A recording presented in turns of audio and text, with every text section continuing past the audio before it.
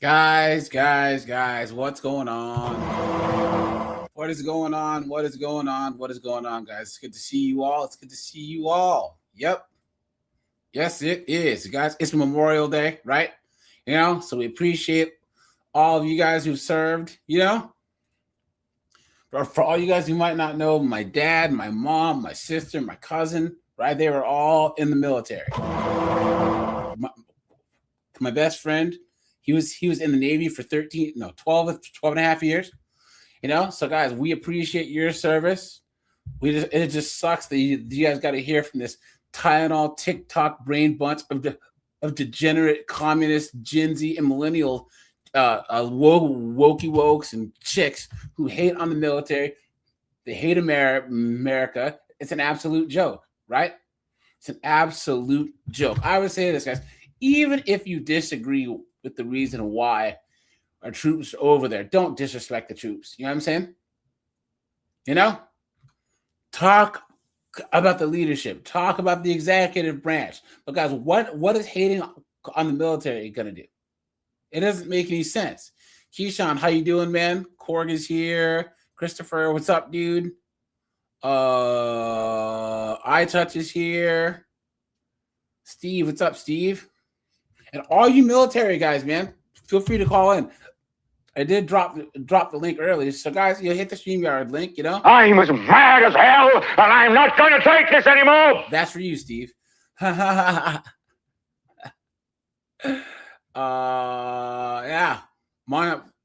Montreal, how you doing?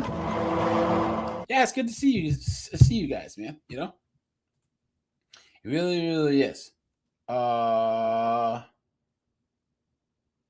Here, guys, let's start with two classics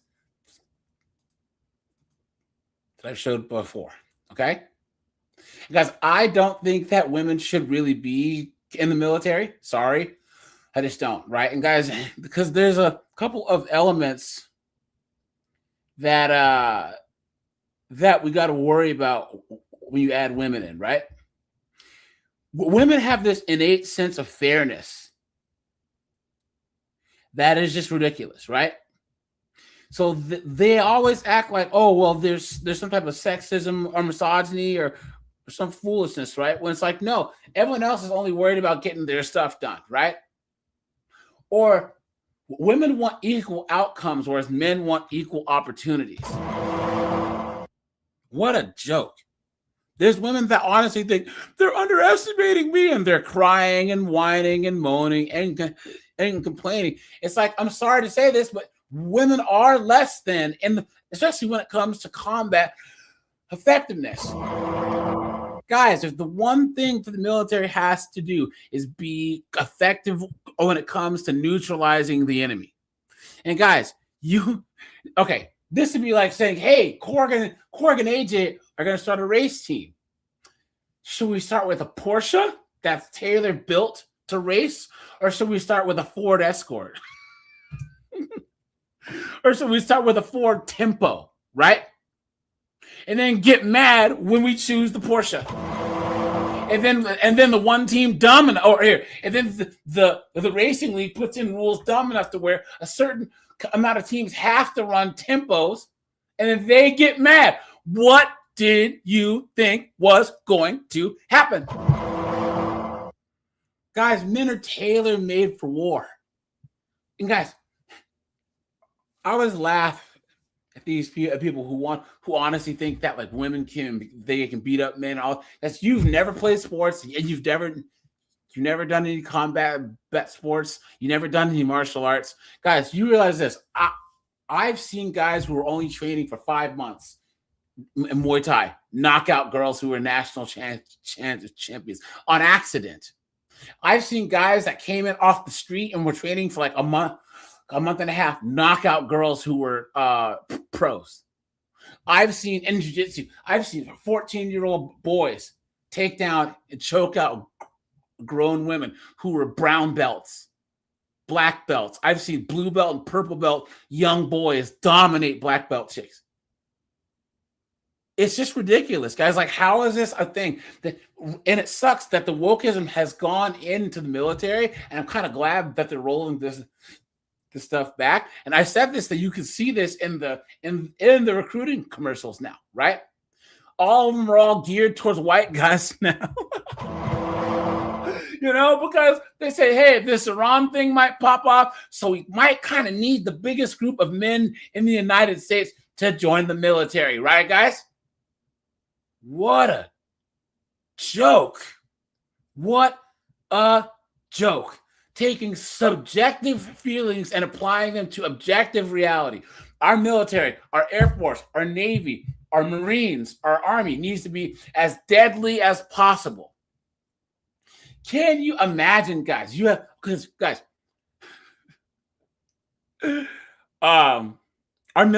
of our military branches is a weapon, right? So the Army, you could say the Marines are the spear tip, right? They're the spear that goes in there. The Army is like a broadsword. The Air Force is a bowman. You know what I'm saying? The Navy can be a combination of all those if you think about the long bowman and all that other stuff. But what I'm saying is, can you imagine saying, oh, well, here, with the spears, in order to make it fair, we have to have half of our spearmen have spears that are half the length. Corey, does that make any sense? No. Does that make any sense to say, look, half the guys have to have 4-foot spears instead of 8-inch spears because of my feelings? It's like you're literally making the spear brigade less effective because of someone's someone's feelings. What a joke, guys! Hold on, wait. OG, you are correct, but guys, let's not get this twisted. Our military is the most powerful entity that's ever been created on God's green earth, guys, and we are at the lowest enlistment rate per capita in history, and our military can wipe any place on earth off the face of the map in a heartbeat. Do not get it twisted. All these Europeans and all these people who talk trash about the military, the people in the sandy areas, the only reason why, just like Andrew Wilson said, to that Muslim guy, they are relying on the benevolence of the United States, of advanced societies, to not wipe them off the face of the planet. Guys, if we wanted to, we could level. Anyone who pissed us off, the Middle East, Africa, South America, we could just level them and barely take any casualties. That's what people don't understand. Guys, Korg, Street, let me know if you agree. The only reason why we actually have casualties a lot of the time is for political reasons, or because we are actually trying to be nice. So we'd rather send in troops than just level the whole damn country, right? Think about it. Exactly. Yeah. We, like, with Iraq, we didn't really need to go in there. We could have just carpet bombed the whole damn country. But instead, we were trying to be nice and not have a whole bunch of Iraqi civilian casualties and not look like the bad guys or whatever. But you guys remember what the United States did in Dresden in World War II, or what we did to to Dresden, or what we did to Korg. What was the Japanese city that we firebombed in World War II? I'd have to look it up. Hold on. Let me look it up. Yeah, thanks, man. But yeah, guys, once again, we didn't care. That's what the United States not caring. And that's what the planes and the bombs we had back then. Imagine Tokyo. Yeah. We dropped bombs on Tokyo. And because we knew that it was mostly wood houses, it was a windy time of year, right? So we dropped all these incendiaries, and it was ridiculous. No. Guys, not the atomic bomb. No. We went over Tokyo and dropped incendiaries. Matter of fact, Yeah, that was well before. Here you go. Though the strategy was to just go in, and it's like the Marines used to sing this cadence about napalm sticks to skin and ribs and napalm sticks to little kids. Here you go. It was the old strategy of just going in there and decimating everything, letting nature take its course. Here you go. Is this copyright? I hope not. Fair use, YouTube. What is this? Lessons learned. Okay, let's just speed it up, and I think it should be all right. There we go. Are mankind's unthinkable weapon. But would it surprise? Nuclear weapons are mankind's unthinkable weapon. But would it surprise you to know that conventional weapons can be just as deadly? I'm Jim Lindsay, and this is Lessons Learned. Our topic today is Operation Meeting House, the U.S. firebombing of Tokyo on March 9th and 10th, 1945. The Japanese attack on Pearl Harbor in December 1941 left the United States reeling in the Pacific. The U.S. military lacked the capacity to bring the war to Japan in a sustained way.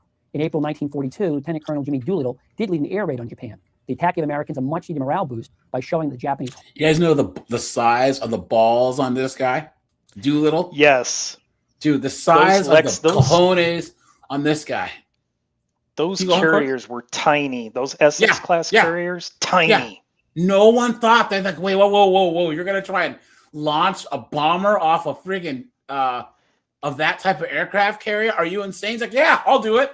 We'd like to see you try. This son of a bitch jumped in one of those and took off. And they were like, we cannot believe it. Because when they went out on this raid, they knew it was a one-way trip too. Like they had to ditch and then go to China? Or where was it? And then go back to Europe or whatever. It was nuts. So did lead an air raid on Japan. The attack gave Americans a much-needed morale boost by showing the Japanese homeland was not invulnerable. However, Doolittle's raid did little damage to Japan itself. Instead of taking the fighting immediately to Japan, U.S. forces spent the first 3 years after Pearl Harbor island hopping in the Pacific.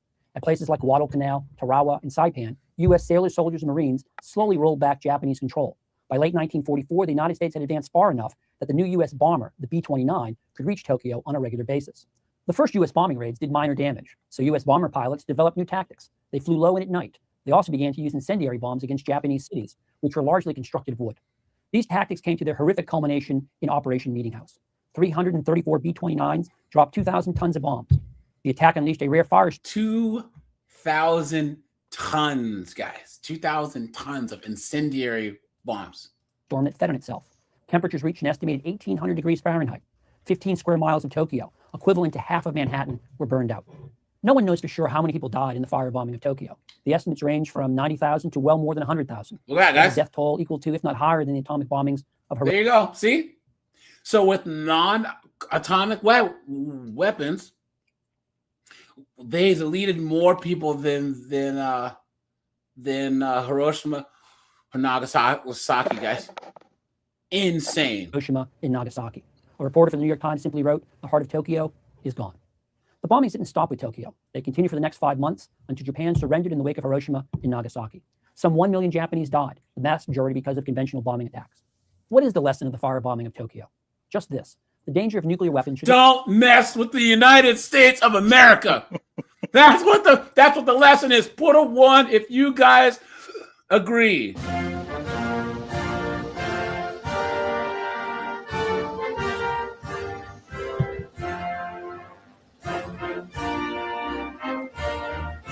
America. God damn it. you left off. To say it. Here, Cord. Secret. You guys, do you remember how I was saying and I don't give a damn live stream that I don't really care about U.S. foreign policy anymore? Yes. I don't care. America did this. I don't care. America did this to this foreign power. I don't care. I don't care, guys. I don't. We are beneficiaries of said thing. You think I care? You think I care that we firebombed Dresden? No. You know what though? And let's just say, Corey, that some idiot, some dolt, some moron, some goof, right? Some beta male calls in and goes, "Yeah, well, I do care." It's like, okay, and How are you Right. better than me? How do we both not have to get up and go to work tomorrow? You know what I'm saying?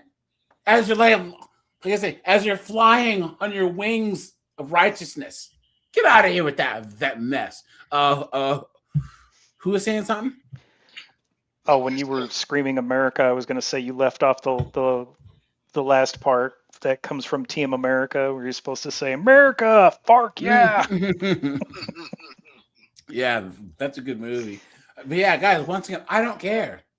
I don't care. Oh Well, the there's a thing of war. it was is It's a war that happens in war. exactly. And back then, those two powers, the Axis powers, were hell bent on they were going to take over the United States eventually. Yep. And Guys, the Japanese did a lot. Look, they didn't go by the Geneva Convention, all right?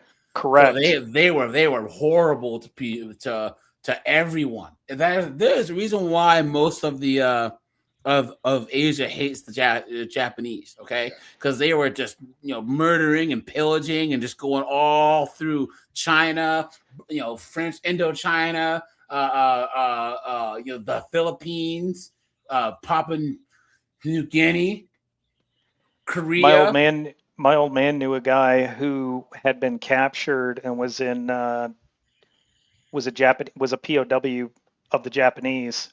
Damn. And he had a scar down one side of his face where he was being interrogated, and it was just seconds before the Marines came in and killed all the Japanese in the camp.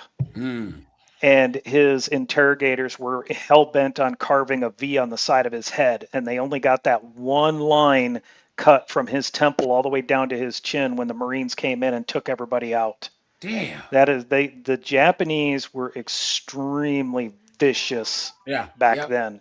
Yep. And if you were a POW, because they saw they you did not as take less care than- of you. Yeah, because they were like, well, how can you not even die in war? Like you're greatest, you aren't even good enough to do that. So it's crazy. Not blind us to the destructive power of conventional weapons. The Rwandan genocide of 1994 killed more than 500,000 people. Many of the victims died in machete attacks. In the Sudan, millions of people have been deleted. An estimated 100,000 people have died in the violence that has rocked Iraq since the U.S. invasion in 2003. Perhaps 50,000 people died in fighting last year in Libya. The death toll from war often reaches far beyond the battlefields. The fighting that has raged in the eastern Congo since... Hey, look at this, guys.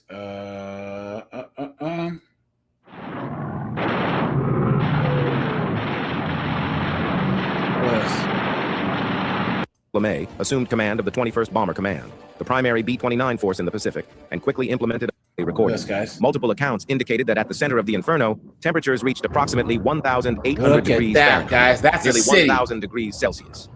The intense heat rose rapidly, generating powerful inward-drawing winds that stripped oxygen from the surrounding air. Many victims died where they stood, suffocated before the flames reached them.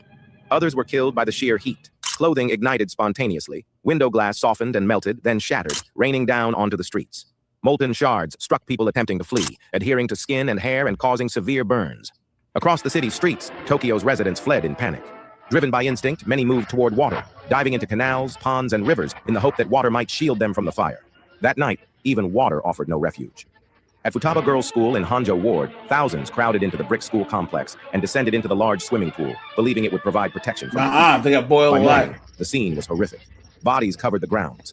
They were not charred, but killed by heat, frozen in positions showing desperate attempts to reach cooler, lower levels. Look at that, guys. That's what happens when you mess with the US of A, man. That's how it works. And something else to not forget. So you get your microphone's messed up. Or come Switch mics. closer, yeah. But yeah, guys, sorry. I don't care. Oh, what about Afghanistan and Iraq and all the I don't care. I'm sorry, guys. It's just mental masturbation at this point. Not that I don't. Okay, I care about our troops going over there, obviously, and risking their lives, because I would look anything to get our troops home, dead ass. You know what I'm saying? Hey, look, there are times where they do some messed up stuff, but hey, man, they got to make it back. And guys, sorry, we're very tribalistic. My tribe is the United States of America, so I support the troops. You know what I mean? Oh well, we should.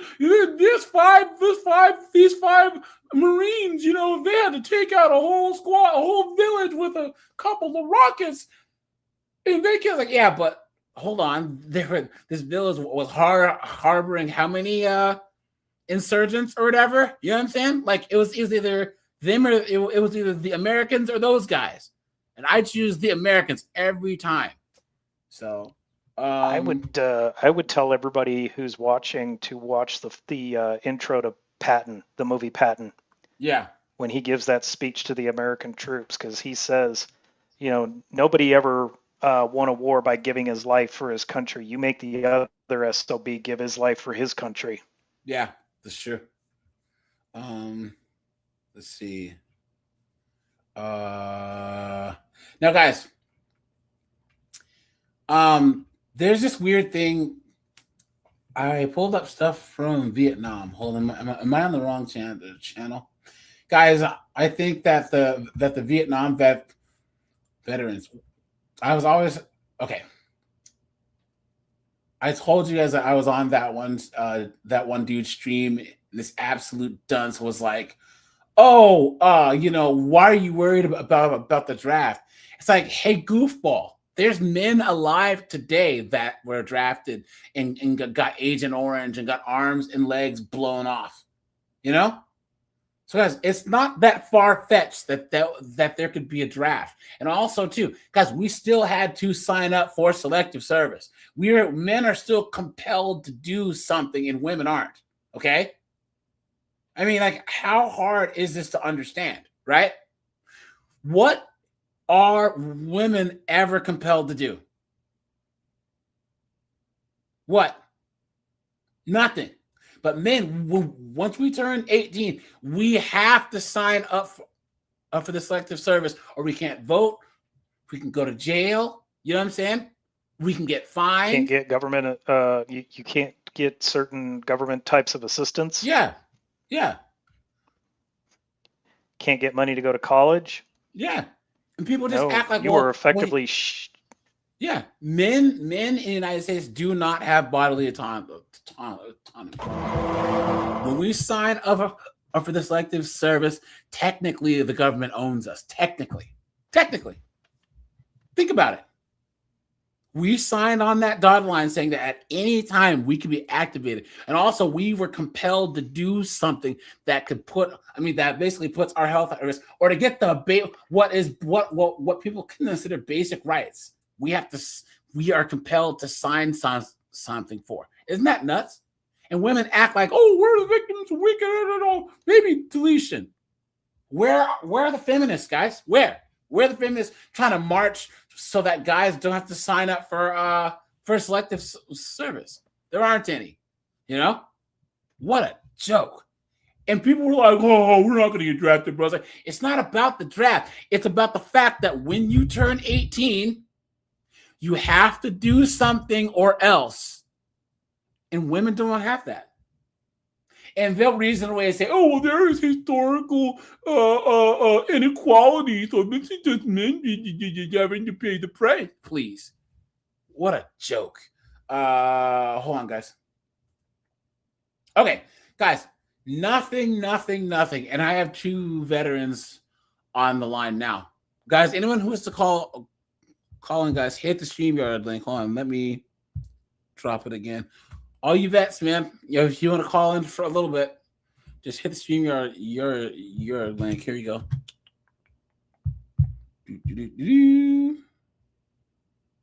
Okay. Guys, nothing burns my balls more than stolen valor. Oh my gosh. Corey, Seagate, have you ever known anyone have you guys ever been at a bar or a cookout and someone was all like, yeah, I was Navy SEAL, I'm missing that, and you were like, dude, you're full of crap. Have you ever called the guy out, or have you ever been in that vicinity of a person or been in a circle where someone got called out? No. I don't care. Somebody wants to wear a medal or whatever, and talk himself up like he's Mr. Big Guy. I don't care. It's ridiculous. I think it's You do have a freedom of speech, and that means if you have the freedom to be a moron. So, doesn't matter. I guess in the same way that you can't say that you're like a police officer, or you can't like there should be something where you know what I mean? I don't know. What's this? There are several branches of the United States military and many ranks, but each of those ranks has to be earned. And when service members suspected someone in our area of claiming multiple ranks they did not earn, they contacted WIAT 42 News to find out for sure. WIAT 42 News investigative reporter Parrish Alleman joins us now to explain why military men and women from around the country contacted her directly. Parrish. Trent, Sherry, this all started Memorial Day. It's a day when we remember those who have paid the ultimate sacrifice. And on that day, as journalists, we share the stories of some of our local heroes. Instead, one interview I did with a local woman this Memorial Day launched a 5-month investigation into a case of possible stolen valor. Semper Fidelis. It means always faithful. And you can see that dedication, that loyalty to country being honored at the funeral of a fallen Marine. It was at a military funeral ceremony that we found someone claiming to be one of those faithful, one of the few and the proud. She was convincing a lot of people here, some veterans, the Patriot Guard that she rode here with, even me. It's very emotional. It is, because you lose people, and that's kind of your way of, I guess, saying goodbye, having closure. I interviewed Julie Johns a few days before Memorial Day at the Alabama National Cemetery, a sacred place. She told me she was a 16-year veteran, a retired master sergeant in the United States Marine Corps, and a war veteran on 2 separate fields of battle. I was in Operation Iraqi Freedom and Enduring Freedom. Guys, that's right. Someone had mentioned Tim Walz. Because how many of these politicians say, "Yeah, man, I was dual wielding freaking pistols and blasting whatever," and then it turns out they were weekend warriors who never got deployed. You know what I'm saying? How many times do we see this happen all the time? There was one chick. She was some politician who said she was in the military, and she never was. Hold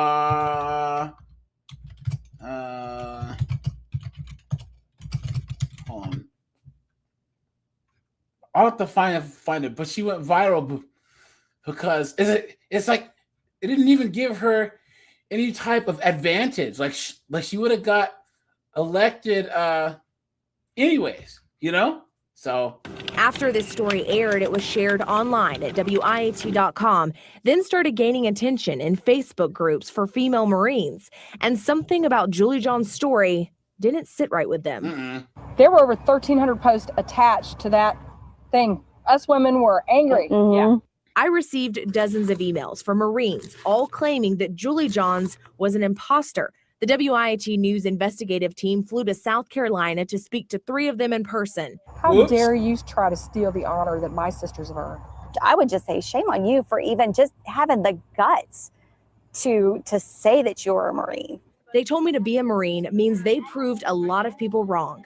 I had people tell me I couldn't do it. I surprised them all. Don't claim. And this is why there shouldn't be women in these spaces. It's because they all have this extra on them. You know what I'm saying? I'm trying to prove everyone wrong. I'm trying to show that I can do better than anyone else. I can show it on this and on that and blah blah blah. You guys, I have a clip that I'm going to show you guys about this chick. That's like, I'm in the military and I'm always being underestimated by the men. It's like, you really think men care? And even if, guys, this is the thing that irks me the most when it comes to Dante. Dante, what's up, man? How you doing? Good to talk to you. Welcome, AJ, and my fellow vets, Korg and Secret. What's going on, brother? If you guys roll jiu-jitsu, or if you do jiu-jitsu or judo, right? Or if you're on the wrestling team, or you guys did combat training in the military, what did they say, right? when it comes to women, don't muscle your way out of things, right? You got to actually like hold back so that they can actually learn how to do arm bars and, chokes and everything. But don't just like stand up out of things. You know what I'm saying? She's on an arm bar, you just stand up. You know what I'm saying? So it's like there's this obvious elephant in the room, right? Of men having to make them, you have to do your job. At the same time, you have to make them feel equal. What a joke. You've been had. You've been took. You've been hoodwinked. Bamboozled. Led astray. Run amok. This is the same as these marriages. Guys are married to a chick and they have to do their whole part in the marriage and then make her feel like she's independent in the marriage. You've been had. You've been took. You've been hoodwinked. Bamboozled. Led astray. Run amok. Dante, what branch were you in? U.S. Air Force. So, nice, man. So I see we have a Marine, Army, and Air Force. Korg was Navy, right, Korg? I was in the Navy, but I'm also an honorary devil dog. Ah, okay, there you go. Right. That's right. And I'm an honorary bubblehead. No joke. Really? Yeah. Yeah, my dad was Army. My mom was Army. My sister's Air Force. My cousin is Air Force. And my cousin's been Air Force. Man, I think he's over 20 years. Actually, I think he's out now. And then he flies commercial airplanes now. But he's a guy where his crazy wife, I mean, they have like 4 kids. And then she kept wanting more, and he went and got a vasectomy and didn't tell her. So she's like, "We got to keep trying, and what's going on? We've never had problems before." Because AJ, you just made me think of something, AJ. So I'm in a local car club and got to talking to a guy at the last meeting, and he was like you. Yeah, his parents were in the Air Force, I think it was. One brother joined the Army. I think the other was in the Marine Corps. So he's the oddball. But then he gets to talking about his family lineage. He could trace his lineage back to the Buffalo Soldiers. I about fell out of my chair. Yes. Crazy. That was phenomenal talking to him about that. That's awesome, man. Yeah, guys, we'll watch this and then we'll get into any advice that you guys have for the younger guys. Hold on. My title, I earned it. So we dug deeper into Julie John's past. Was she lying? Throughout my entire 5-month investigation, I spoke with Julie Johns on the phone 5 times, went to her house 3 times. She never wanted to be recorded, but she did talk to me. No matter what the accusation, Johns had an explanation for everything. Of course she did. She's a woman. Are you guys shocked? Are you surprised? The female Marines called the medals and ribbons Julie Johns wore during our interview a red flag. To a civilian, they just look like eye candy. But to somebody that's in the military, especially somebody that's been in a while, it's a story. She had 3 Bronze Stars. Exactly. Yo, she had 3 Bronze Stars. Look at that. Jesus Christ. Here's an easy way to settle this. Just ask them for the DD-214 and it has all that information in there. She has not 1, not 2, but 3 Bronze Stars. This is friggin' Jane Rambo over here.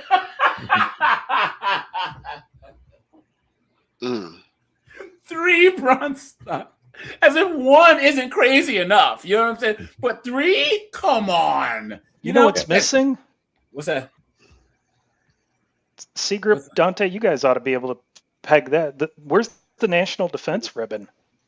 Oh, yeah. What's that? That's how you can tell this is all BS. There's no National Defense Ribbon in there. What is that? Busted. Because you got that just because you just for the fact being in the military during Desert Storm. Ah, okay. Yeah, they started it during Desert Storm, but it's any time the U.S. is involved in any kind of active conflict. So the last time people would have received it was in Vietnam. Whether you went or not, because I missed Desert Storm by 3 weeks, and I still was able to wear. I was still able to wear that ribbon. You guys that's a major no-no. You guys want to hear something never crazy? Think of this. In the Civil War, right? There was a war over to free. I mean, war for slavery, right? To get slavery. You remember that that the Marines went to war in North Africa to stop slavery there too, right? Mm-hmm. Barbarian for the pirates. So our military has gone to war to free white people from slavery and black people from slavery. Yo, did you guys realize that? How about that? How about that? Guys, the barbarian slave trade, it went on a long time. They actually think that there was as many, if not more, slaves taken during the barbarian slave trade because it went on for hundreds and hundreds of years. You know what I'm saying? Unabated for hundreds of years, whereas the British were trying to curtail slavery, but not the barbarian slave trade. So that's crazy to even think about. That's how awesome our military is. To accomplish that. Johns told me the medals weren't hers. They belonged to friends of hers, and she wore them as a tribute. They were my friends' medals. Okay. The lie detector determined that was a lie. That's another major no-no. It's like borrowing a cup of milk or something from your neighbor. It's like borrowing someone's toothbrush. You don't do that. You know what I mean? Come on, man. No Marine would do that. The female Marines told me to ask Johns for. Oh, there it is. There you go. Yeah. We all have one. If we don't have it in our possession, you can contact headquarters. Julie Johns didn't have hers. Of course not. I kept digging and kept. She said, basically, what happened was checking everything Julie Johns had ever told me. She told me she was medically discharged and received benefits from Veterans Affairs. The VA Medical Center in Birmingham told me they were unable to locate any information on Miss Johns, meaning she had never received VA benefits in Alabama. Julie Johns also Look at that. Told me she was a drill instructor on Paris Island. Yeah, she's I cool. contacted Look at that. Look at that. the deputy director of public affairs on Paris Island. She checked their records and said if Julie Johns were a drill instructor, we would definitely have a record of her. And we don't. Finally, I contacted the United States Marine Corps Manpower. What's crazy is the guys who do this are even worse because it's always some dumpy, fat, goofy looking dude's like, yeah, man, I'm a Green Beret and a Ranger, and now we're taking out Bin Laden, man. Yeah, bro, come on. The only thing you take out is a freaking 2-foot-long Italian sub. What are you talking about? Division. Quick question. Julie Johns I have a question for the other vets, because one of the things that I was instructed to do when I left active duty was to take my DD-214 down to City Hall and file it so that if I ever lost or anything like that, I could always go down there and get an official copy of it. So not only do I have my DD-214 on file with the city records, I also have it in digital format, scanned, and so I have it on my computer, and I have it in the cloud. So I can always get a copy of my 214 whenever I need to. Yeah, I scanned mine and I digitized mine too. Yeah. Yeah. Did either of you file with the VA? Because they've got a copy of mine as well. No, well, I get disability, so they got mine. Yeah. When I bought my first house, I registered with the VA, and they had that on file as well. Oh, on top of that, if depending on what state you're in, if you can go to motor vehicles and have that veteran designation either on your license, or they'll give you a veteran's card. So I have it on my license. And go ahead, Seagrip. And I do. So, Dang it. sorry True about that. You know I do. True story. I have been able to make it from all the way across the country, changing airports, getting to Florida, flying back again on an expired driver's license, getting through TSA, and I didn't discover my driver's license was expired until 3 months after that trip, and I couldn't understand why. I never got stopped by TSA whenever I showed my license, and the guy at the cell phone store said probably because it's branded veteran. They just put me right through. You're in the system. You're already in the system. Yeah, but it's phenomenal because when I got out of the military, I was like, I don't really care about any of this, blah blah blah blah blah. But nowadays, well, hell yeah, I'm a veteran. Oh, Lowe's, I get a 10% discount. Awesome. Man, shit. Exactly. Get the stuff you guys are entitled to. I know so many veterans who will just say, oh man, I don't really need this stuff in the VA. Like, you earned it. The people who actually earn stuff. This is the largest population of the people who actually earn stuff who don't utilize it. Or don't. And I was that guy. I was that guy. I was that guy I for was one my time first too. house, so I took advantage of that. Yeah, I was that guy until last year. Dante, say it. I used that to buy my first house, so I took advantage of that. Nice. Congrats, man. And I should have used it when I bought my first house. I should have, but that's another story. Yeah.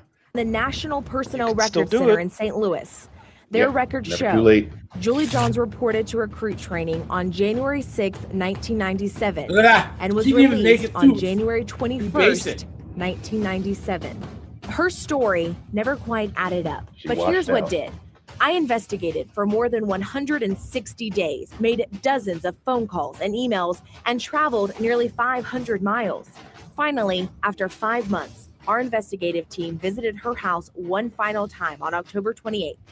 Julie Johns called me back November 4th, finally ready to set the record straight. Here we go. She didn't want to do an interview. She still didn't want to be recorded, but she did have a message. I'm sorry. Ah, Yeah, she's please. sorry. All right. That was a lot. Yeah, she's sorry she got caught. You know. I said it so many times. They do the craziest things for attention. Yeah. Oh, by the way, circling back to the medals, I served in the Air Force from 1980 to 1986. During that time, the major conflict was Grenada. I didn't participate in it, but since I was a crew chief on the plane that participated, I earned an outstanding unit award for that. Cool. You guys know. Very nice. That's when they had to call in airstrikes by ISDN. Yeah. You guys know how bad things have gotten when it comes to like DEI in the military. You guys remember that stupid movie that they made about World War II with the B-dubs and they were sorting the mail and acting like they were heroes? What was it called? The 6888. Do you guys remember? Did you guys ever see this? Hold on. Never saw it, but I remember it. The impossible there you go. mission to sort the mail. What are you talking? There's guys getting blown up and friggin' tanks and friggin'. What are you talking about? This is the dumbest thing I've ever heard in my entire life, and they made a movie about this. A movie. That's What Hollywood. a joke! You're sorting the mail. There's guys. Okay, you guys saw a Band of Brothers, right? Yep. You see the Pacific? Twice. Oh God, the Pacific. But did you see Masters of Air? The third one that they did with the B-29 pilots. That I Guys, didn't see. Yo, guys, watch Masters of Air. It's fantastic. Dude, those guys had balls of steel. Dude, they're in these big tin cans up in the middle of Germany. Dude, those Japanese, those German fighter planes, the bullets flying through the damn thing, dude. Oh, it was nuts. You know? Guys, those guys need more movies. Those guys in those Sherman tanks that were getting picked off by the Panzers and the Tiger tanks, they need movies. But a bunch of B-dubs sorting the mail? Are you serious? Yeah, they were sorting the mail while the Red Tails were risking their lives. Yeah, defending the bombers over Europe. What a joke! Oh, the impossible mission. We will do this, guys. Ah, shut up. Are you serious? What a joke! And we wonder. Okay, you guys know the whole Hidden Figures movie thing is all crap, right? I don't know if you guys saw that movie, that Hidden Figures, where there was like, oh, these B-dubs single-handedly sent the moon landing. And if you guys saw that, that whole thing was crap. It was crap, guys. First of all, these women were like part of a whole group of like 200 people who were doing the math, right? There was one white guy who actually created the model, and there was people who had to actually run the math through his models, actually. But they're acting like these three chicks figured out how to put a man on the moon. And then, of course, all the white guys are racist, right, guys? That was not true. NASA was desegregated a long time before this. Hidden DEI. Huh? Hidden DEI. Yeah. If you work for NASA, guys, there was no separate bathrooms. There was no nothing. So the whole scene where she has to run all the way across the campus in the rain, and she's like, I can't even do it because y'all have to struggle because of you. What, man? It's all fake. And then the whole coffee pot thing. Y'all don't want to even use the coffee pot because I'm a black woman. That's not true either. It's not true. And instead of saying, look, this is a story of people from all colors, creeds, backgrounds coming together towards one mission because of America. They had to make this divisive, this crap. White guy is bad. Evil white guy is bad. What a joke. B-dubs still act like this movie is like the greatest thing since sliced bread. And it's just cap. It's cope and it's cap. What a joke. Anyways, I digress. Where are we? Here we go. Yeah, they're cooked, so Hollywood's trying to give them all the help they can get. Yeah. Until further notice, guys, Hollywood's cooked, right? Guys, that Mandalorian movie came out. It's a flop, dude. Star Wars is cooked. Star Trek is cooked. Marvel's cooked. I'm sorry, guys. Hollywood's cooked. That's why more and more people are watching anime. Korean dramas, Japanese stuff, Bollywood. You know what I'm saying? Or just independent stuff, because there's no point. Why do you think that there's so many big screen actors who are on the small screen? Harrison Ford, Judi Dench, Helen Mirren, Al Pacino, all of them are all on TV shows now because Hollywood's just trash. It's garbage, And just real quick, in regards to that Hidden Figures, two things. One of the disclosures was it was like it was compressed, and they took multiple historic events to create so it could be a tighter narrative. But also the one woman, I think the Dorothy chick, one woman, she said that kind of what you were saying before, but NASA was mission driven, and that and she was treated respectfully by her peers. So they were treated as colleagues, and so she came out and said that. Poetic justice. Yeah, someone or says poetic license. That's what. Yeah, I don't get this. Someone says, some Marine here. How do you take orders from someone who doesn't have the same regs as you, starting with basic things like a haircut? Does headlights only affect males? Guys, this is DEI in the military. You have these guys. There's this B-dub that I covered last year who was like, oh, well, I realized that these long braids, this weave braids doesn't fit regs. Well, I'll just take the punishment for it. And this guy did a follow-up, and he goes, women don't get why you can't have long hair. Or was it someone on this panel said that there was a woman who had long hair. She was stopping to tie her shoe, and a truck drove by, and her hair got caught, and it tore her hair out. Or do you guys see the one chick who was doing something, and the belt and her engine caught her hair and actually tore her scalp off? Yeah, the main thing behind the short hair is to enable you to don your chemical warfare mask and gear. Yeah, Here it is. and Here it's it for is. uniformity. Here it is. Oh, guys. Oh, you guys ready for this?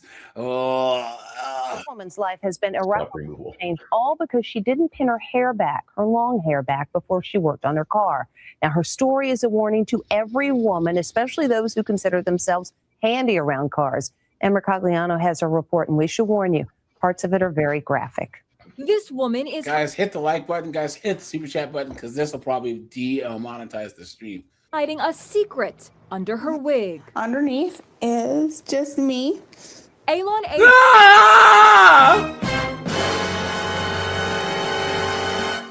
Oh yeah, she got scalped. Look at that. All because I guarantee some guy told her, yeah, you should probably put your hair back. And of course she said, How dare you? You know what I mean? Alon Abear, a mother of 4, was scalped when her long hair was caught around a fan belt as she leaned into the hood to check on a mechanical problem. I just, without thinking, reached in, and when I did so, my hair got caught. Your children snapped right into action. You yelled for help, and one by one, they came running out. They did. Right, Sam? Took two helps. That was it. Where's your husband, right? Oh, you probably divorced him for no reason. I mean, it was right here. In 30 seconds, and he shut the car right off. Her son Sam showed us how he turned off the engine, and her daughter Logan cut her hair free with these scissors. They were focused, and they were driven by, I think, they wanted to save their mom. Dr. Keeman Slaughter has been treating Alon's injuries at the Williams Center for Plastic Surgery in Albany, New York. One of the issues is that you have a lot of skin that we essentially have to remove. Once we get that healed up, then we can do transplant surgery and get your hair back to where it was. Until then, she hides her injuries and that terrible wig under the wig. I can put my wig on, and I can go out, and it seems like nothing changed. I can pretend that. That's what happened to B-dubs when they wear that weave and eventually yanks their hair out. That's true. Guys, look at her head. Holy Jesus. What is that? What the fuck is that? I'm the same, and To show how quickly it can happen, we teamed up with auto safety expert Lauren Fix and placed a wig on this mannequin. All right, here we go. Then we eased it under the hood. oh my god. Oh my god. Oh. Like, why are they so dumb? Like, guys, I tell you, one-legged man in an ass-kicking In fairness, this is the same warning to you guys. Don't have long hair when you're working on a car. Don't wear a necktie, and get rid of those damn neck chains. Anything else. Thank you. Yeah. Thank you, Cord. Thank you. Wow. That's unbelievable. That was so quick. In the blink of an eye, the mannequin is scalped. Just like what happened to Alon's hair, the wig is totally entangled in the fan belts. I'm using my full force. It really is unbelievable to see how tight this is wrapped around the belt. So, what can you do? The most important thing Have a husband who will do it for you. is you pull the hair back Lauren Fix she has a good podcast. She's an automotive expert, and I admit she's good. I've listened to her many times. Lauren Fix. Okay. And she's married. There you go. Hold on, guys. We'll watch one more, and then we'll go into the mixed units thing. Because, guys, the worst thing that you can do is put women in combat. It's the dumbest thing I've ever seen. Hold on.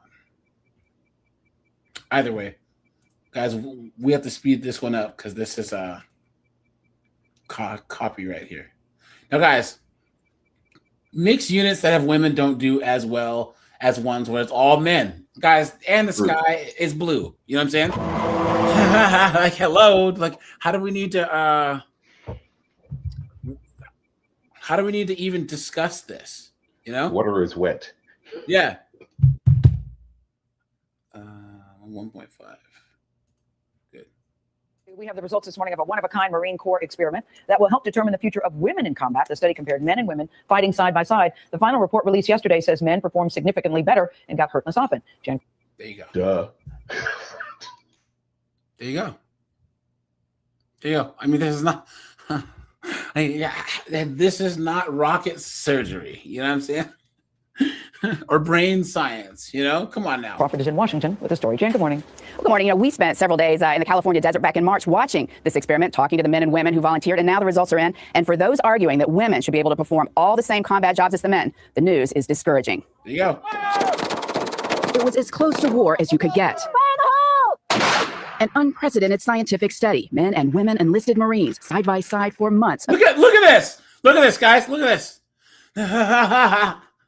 Months of Look at that little person carrying all that gear. simulated battle.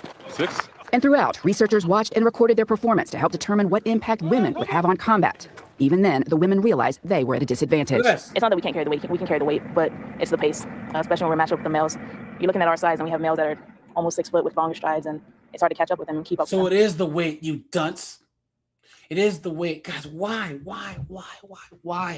Why are we even having this conversation? This shows like how crazy, how into Lulu land that things are. Why? Okay, this would be like saying, oh, hey guys, do you think that a team that has all 6'8" NBA players will be as effective as a team who has a bunch of 6'8" and a bunch of 5'1" basketball players? Like, of course, the one that has all 6'8" players is going to be more effective. That's just how it works. So that is what the results show. In almost every area, the all-male units performed significantly better than those with both men and women Marines. The men were faster in each tactical movement, had better accuracy, and were quicker. They registered more hits on target and had a noticeable difference in their performance of overcoming obstacles and evacuating casualties. The Marines commissioned the study after then Defense Secretary Leon Panetta in 2013 ordered the military to open all combat jobs to women. We must open up service opportunities for women as fully as possible. This guy's an idiot. He's a moron and he's an idiot. Branches comply. That's not 2 women passed the Army's toughest test to become Army Rangers. We can handle Guys, see. Uh-oh. Guys, no, they didn't. No, they didn't. Guys, when they said this, there's some Army Ranger secret. You're in the Army. Help me out here.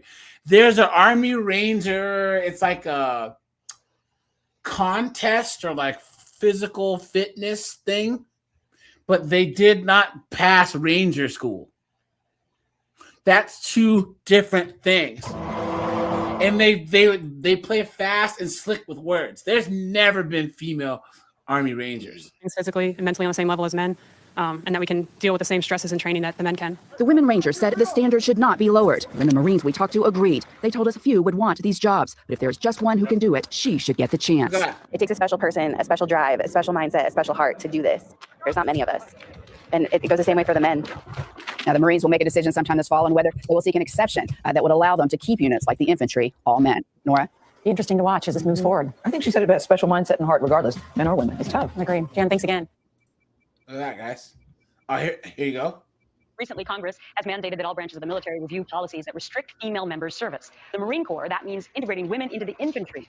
This summer, several volunteers are the first women to train for the infantry and will join their brothers in arms this fall. But not everybody believes this latest step towards equal rights is a good idea, including a female Marine officer who has been on the front lines. Joining me now is Captain Katie Petronio. Good morning to you, Captain. Good morning. So before we talk about what may happen in the future, help me understand what women are allowed to do right now. There's numerous support roles that women have right now. There are certain restrictions also, and that's what Congress is kind of mandating that we look into. Fields like infantry or artillery or tanks are areas that females have not been allowed to participate in. So there was this push in the last couple of years to let women do more, to technically be on the so-called front lines. Do you agree with it? Well, there's really no front line anymore. This isn't conventional enemy. Females have definitely played a strong role. An officer, and in the Marines, and she doesn't believe that women should be in the front lines. Combat operations in a supporting capacity. My specific concern is opening up infantry for females. Why? It's definitely not a cost. The cost definitely outweighs the benefits. It's not going to help the individual, and it's not going to help the institution. We're a warfighting institution, and combat readiness needs to be at the front and foremost when we make decisions like this. And I don't think that this change is going to benefit anybody. But why not? Why not? There's an understanding or a misconception outside of the Marine Corps that preventing women from taking on these roles possibly restricts our opportunities for promotion. In the Marine Corps, men and women are promoted at the same rate. So the other question then I present is longevity. We're talking about opening up opportunities for females, but my concern that I point out in the article is that there's these gender-specific medical concerns that are going to come with opening these fields that I'm not so sure we've really thought about. And on the backside of that, there's going to be a cost associated with these medical conditions. And are we ready to pay the price for that? I guess that was my question about why you think that it's a bad idea, because you yourself, I mean, by all regards, you're a very high-achieving woman, not only in life, but in the military. And what you point out in this article is that you went through some of the rigorous training that the men did, and what happened to you? I've faced a lot of weight loss, muscle atrophy. I also developed polycystic ovarian syndrome, which for me resulted in infertility. It's a type of combat environment these days that's very strenuous, and I was only doing a portion of what our infantry brothers do. I'm physically fit, definitely one of the top in the females for physical fitness. However, I degraded. And of course, I understand that every female is going to break down at a different rate, but our male counterparts are breaking down also. And I just think it's an unnecessary risk that we could be taking on. So let me understand this. If, in fact, women are going to be on these so-called front lines, I know you say they don't really exist anymore, but just the liability. front lines, will it be their own personal choice to be allowed to try it out? Or yeah, can you imagine? Oh, well, if we let them in combat roles, can they choose? No, they can't choose, you dunce. And real quick, now I don't know if it's the same today, but back when I was on active duty, women had one universal get out of jail free card, and that was getting knocked up. That they got knocked up. Let Nug freaking shoot at the club. Private Nug shoot at the club. You know what I'm saying? Or finding some freaking poor officer, batting their eyelids at an officer. You know what I'm saying? It's crazy. And they could get like a medical discharge, something like that. Yeah. If they got knocked up. And I don't know if that's still the same today. Yeah. But can you imagine? Because something else you don't really think about, but it cost tens of thousands, if not millions of dollars to train a soldier. Yep. Tens of thousands, if not millions, to train a soldier. And they would do this. And when you start getting into these elite branches and these elite units, now we're talking millions. And can you imagine going through all that and then getting knocked up by snowboard and then get out of jail free card? No, guys, Sorry I about was that. wrong. There are some chicks who are Rangers, but there's no female Navy SEALs, right? I don't think that there's ever been women in Delta Force. You know what I'm saying? So maybe the Rangers are the only ones where there was chicks in there. But guys, here's the problem. Well, to follow up on what Seagrip said, they would pull that crap when I was in the Navy. They were mainly attached to supply ships, and if they decided they didn't want to go out to sea, they just get knocked up by Nug. Well, yeah, I just listed all the tier 1 special operations units that there are no women in. I think they said that there was chicks in the Rangers, according to Google. I'm not sure. But what I'm saying is that, guys, what's optimal, right? I say this all the time. If you were investing in something, why would you invest in an inferior product, right? If you were going to build a house, why would you invest in an inferior set of tools that are going to wear out faster, right? If you were going to have, I always use the farm analogy. If Korg has a BMW station wagon and I have an F-150 and we both have farms that we're driving stuff around in, whose vehicle is going to break down faster? The truck or the station wagon car? The car is not built to take the abuse that a truck is. And when you're allowing women into these, you're spending money on this, you're not going to get the same return an investment. You're just not. They're going to break down faster. They're going to have more issues. They're going to, probably get pregnant, have a bastard kid. What's the point? What is the point? They just be commanded to do that, even if they don't want to. This will be a blanket assignment. So any female who joins the Marine Corps, private as an enlisted side or as a second lieutenant as an officer, can be told to serve as an infantryman, and she will have to serve in that capacity. All right, Captain Katie Petronio, U.S. Marine Corps, member of the U.S. Marine Corps, who has written an article, and I imagine you've taken some heat for it, for standing up for what you believe in, but we appreciate you, guest, today. Here we go, guys. Change this back. Guys, here we go. Let's go watch. Guys, thanks for being here on a Monday. Tonight, the East Greenwich woman who posed as a wounded Marine to get donations and veteran benefits is going to prison. A federal judge, Sarah Kavanaugh, a short time ago. Before learning her punishment, she told the court she was ashamed. Damn, she can get it. How you doing? She has that Ice Queen look to her. You know what I'm saying? You know what I mean? How you doing? What she did. 12 News reporter. He's a little bit past the wall, you know what I'm saying? But I still smash. Alexandra Leslie was in court for the sentencing hearing and joins us live with what happened. Alex? Well, before a judge handed this one too. Hey, you know. down the maximum sentence that federal I wouldn't tell her my real name. Prosecutors requested just under 6 years. We also heard victims of Sarah Kavanaugh's in court talking about how she not only stole their money, but also their confidence, trust, and respect. And we also heard from Kavanaugh herself. Prosecutors argued that while Sarah Kavanaugh tried to gain acceptance and respect, she could have done so without stealing from others. The bottom line is it's simply appalling. The 32-year-old was sentenced to 70 months in prison and to pay just under $300,000 in restitution. 70 months in prison, guys. Probably a country. Probably a country club prison too. Yeah. To more than a dozen victims.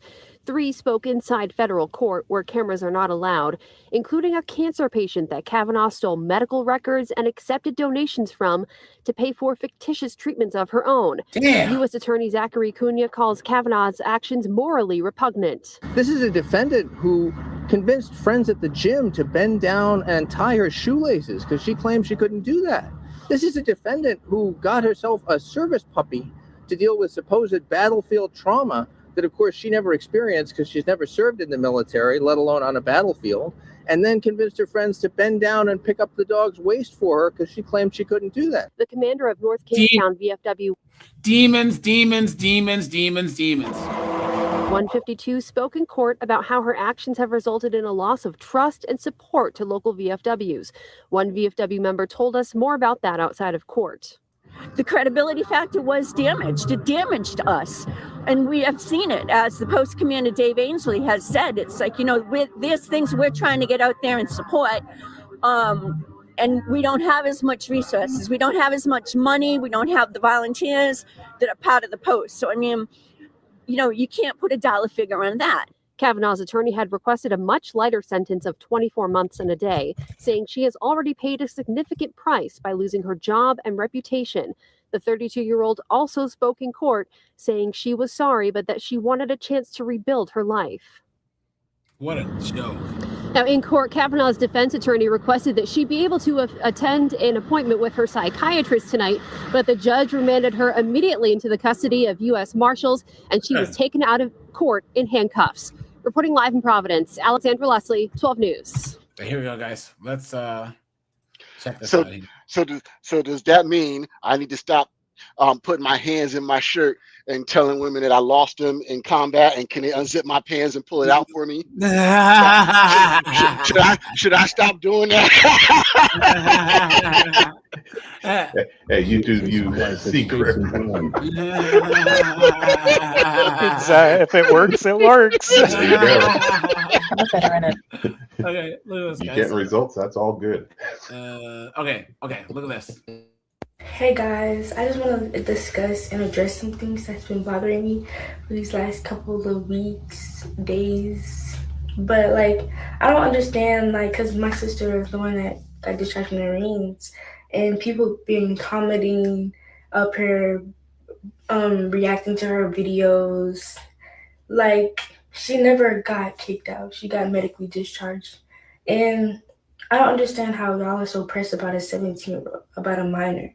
Y'all up here making all these hateful comments about her, like 18. But do all of this was when she was 17 and 16. She's really smart and intelligent. So before y'all say she's a failure, she's not. She makes her parents proud. She graduated at 16. She wrote her own book. She's an entrepreneur. Okay. She's not a fucking failure. And I don't appreciate y'all disrespecting her. Does she have fetal alcohol syndrome? Because look how far apart her eyes are. You know what I'm saying? Hold on. Oh, look at this. Coming to me to get kicked out of the army for being pregnant and then getting stuck in jail for a month. You guys see what they had said about getting pregnant? Look at that. Hold on.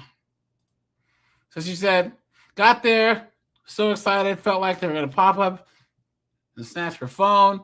It was cold and late. By the time we got to the bay, the lights were off. We didn't have flashlights, so we're just stumbling around, blah, blah, blah. Made it 3 days, and they EPTS'd me for being unknowingly pregnant. I had to sit on that news for days until I got my phone. Just sitting there watching platoons come and go without me was so depressing. I cried so much, honestly.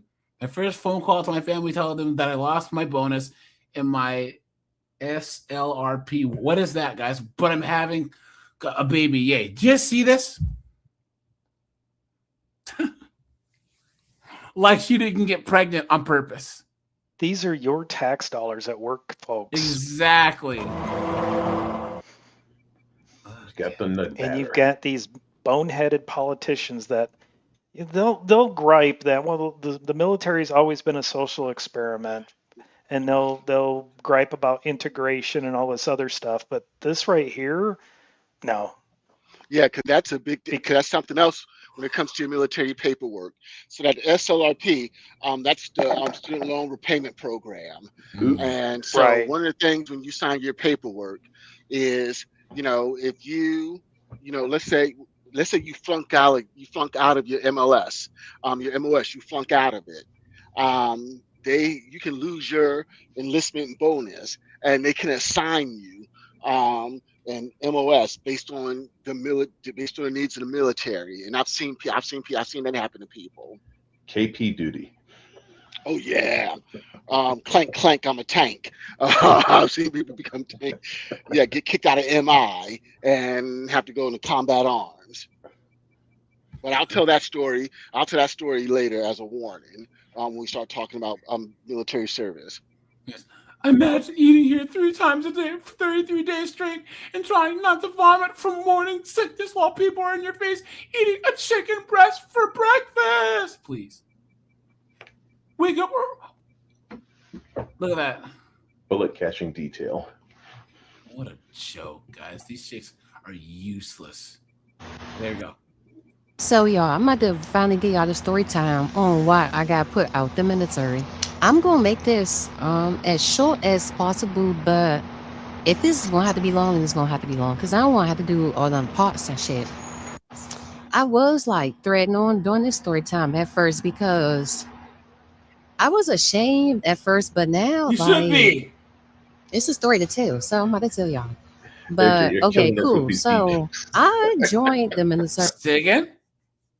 You're killing us with these beat-ups. But here's the thing, Dante. What group of people are the most willing to go on the internet and act an ass? Absolutely. Beat-ups, yeah. I told you guys once before. If you guys watch Pearly Things' podcast in London, right? People are like, Pearly thinks she's a culture vulture. No, why do you think that the majority of her audience was B-dubs from the jump? Because when she put out the call to come on her podcast, B-dubs are the most willing to come up on a podcast that they don't know. And streets, I'm a bitch from the streets. I get that money. Bitch, give me what you got. Attention's like crack to them. Seriously. right? So it just so happened that the majority of her guests were black, especially were B-dubs. And isn't it disappointing, guys, to see that British B-dubs, I would actually say, are worse than American B-dubs? Because British B-dubs have no excuse. They have no excuse. They're British. And they've managed to adopt every single negative part of black American B-dub culture. At 2022, and my grandma, she passed in 2023. Cool. My whole little sole purpose of joining the military was like, I always say it was for free college, but it really wasn't for no free college. It was really because my grandma, she was the one like that always took care of us, like me and the rest of my siblings, and she started getting sick. And once she started getting sick, it was just like, I gotta make something shake, like, so I could take care of me and my siblings. Like, cool. I was gonna put myself in a position, to take care of all of us. And we still fucked up, which is the crazy. And why y'all did not tell me that my lips was getting dry? I don't like when my lips be dry. I don't like looking like a dry lip bitch. Not another one. Cool. Commercials. So let me get back into the story. Yeah, so my grandma died January 6, 2023. And at first, like, my chain of command, it was already giving me a hard time, like, to go home and shit like that, because they was really bitching about me not having no leave days, and they kept saying something about emergency leave. So I was trying to figure out, like, if I'm supposed to have emergency leave, why y'all keep tripping? What's going on in the background? Is there a fight club in the background? About if I have leave dates or not. So they had made my mom do like the whole little Red Cross message thing or whatever the case may be. And then even after my mom did that, they was still giving me a hard time going home so I could like come be with my family and shit. Y'all, I did not make it home to like almost until it was time for the funeral. Cool. So, boom, I come home and stuff. I'm home for like 2 weeks for the funeral. And then when it was time for me to go back, I went back like right before Valentine's Day after my leave was up. Cool. They fucking so they telling me like, oh yeah, like you gotta go to the field. If you know, like the field is somewhere you really, I don't know, it's somewhere you don't want to be. Like, look at that, guys. She joined the military and didn't want to be in the field.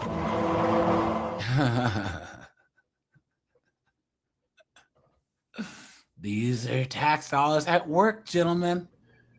I can't imagine her having high scores on the ASVAB. I know, high scores in anything, matter of fact. It's actually in the mindset that I have right now. I don't want to be in no fucking field. Like, no. Basically, in the field, it's like you train as if like you about to be at war, stuff like that. Like you sleeping outside, you wash your ass outside, you eating outside, you do everything the fuck outside. Yeah, it's so bivouac. and then I was out there for Say again? It's called bivouac. You're out there for like 2 weeks. But you train. But that's why you train. You train because that's what you join the military for. We all have to do it.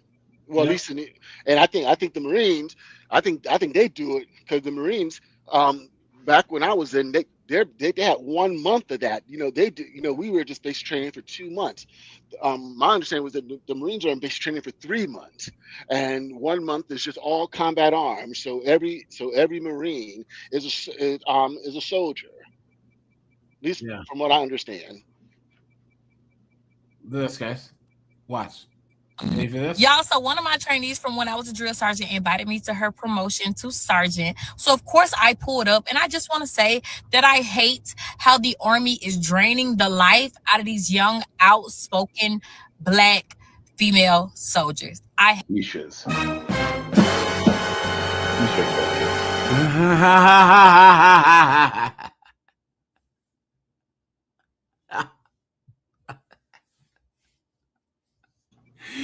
Guys, come on. I mean, come on.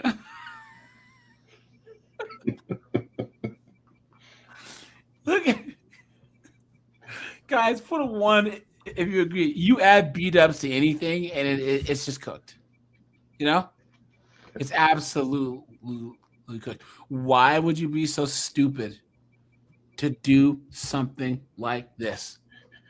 I like Keyshawn's post.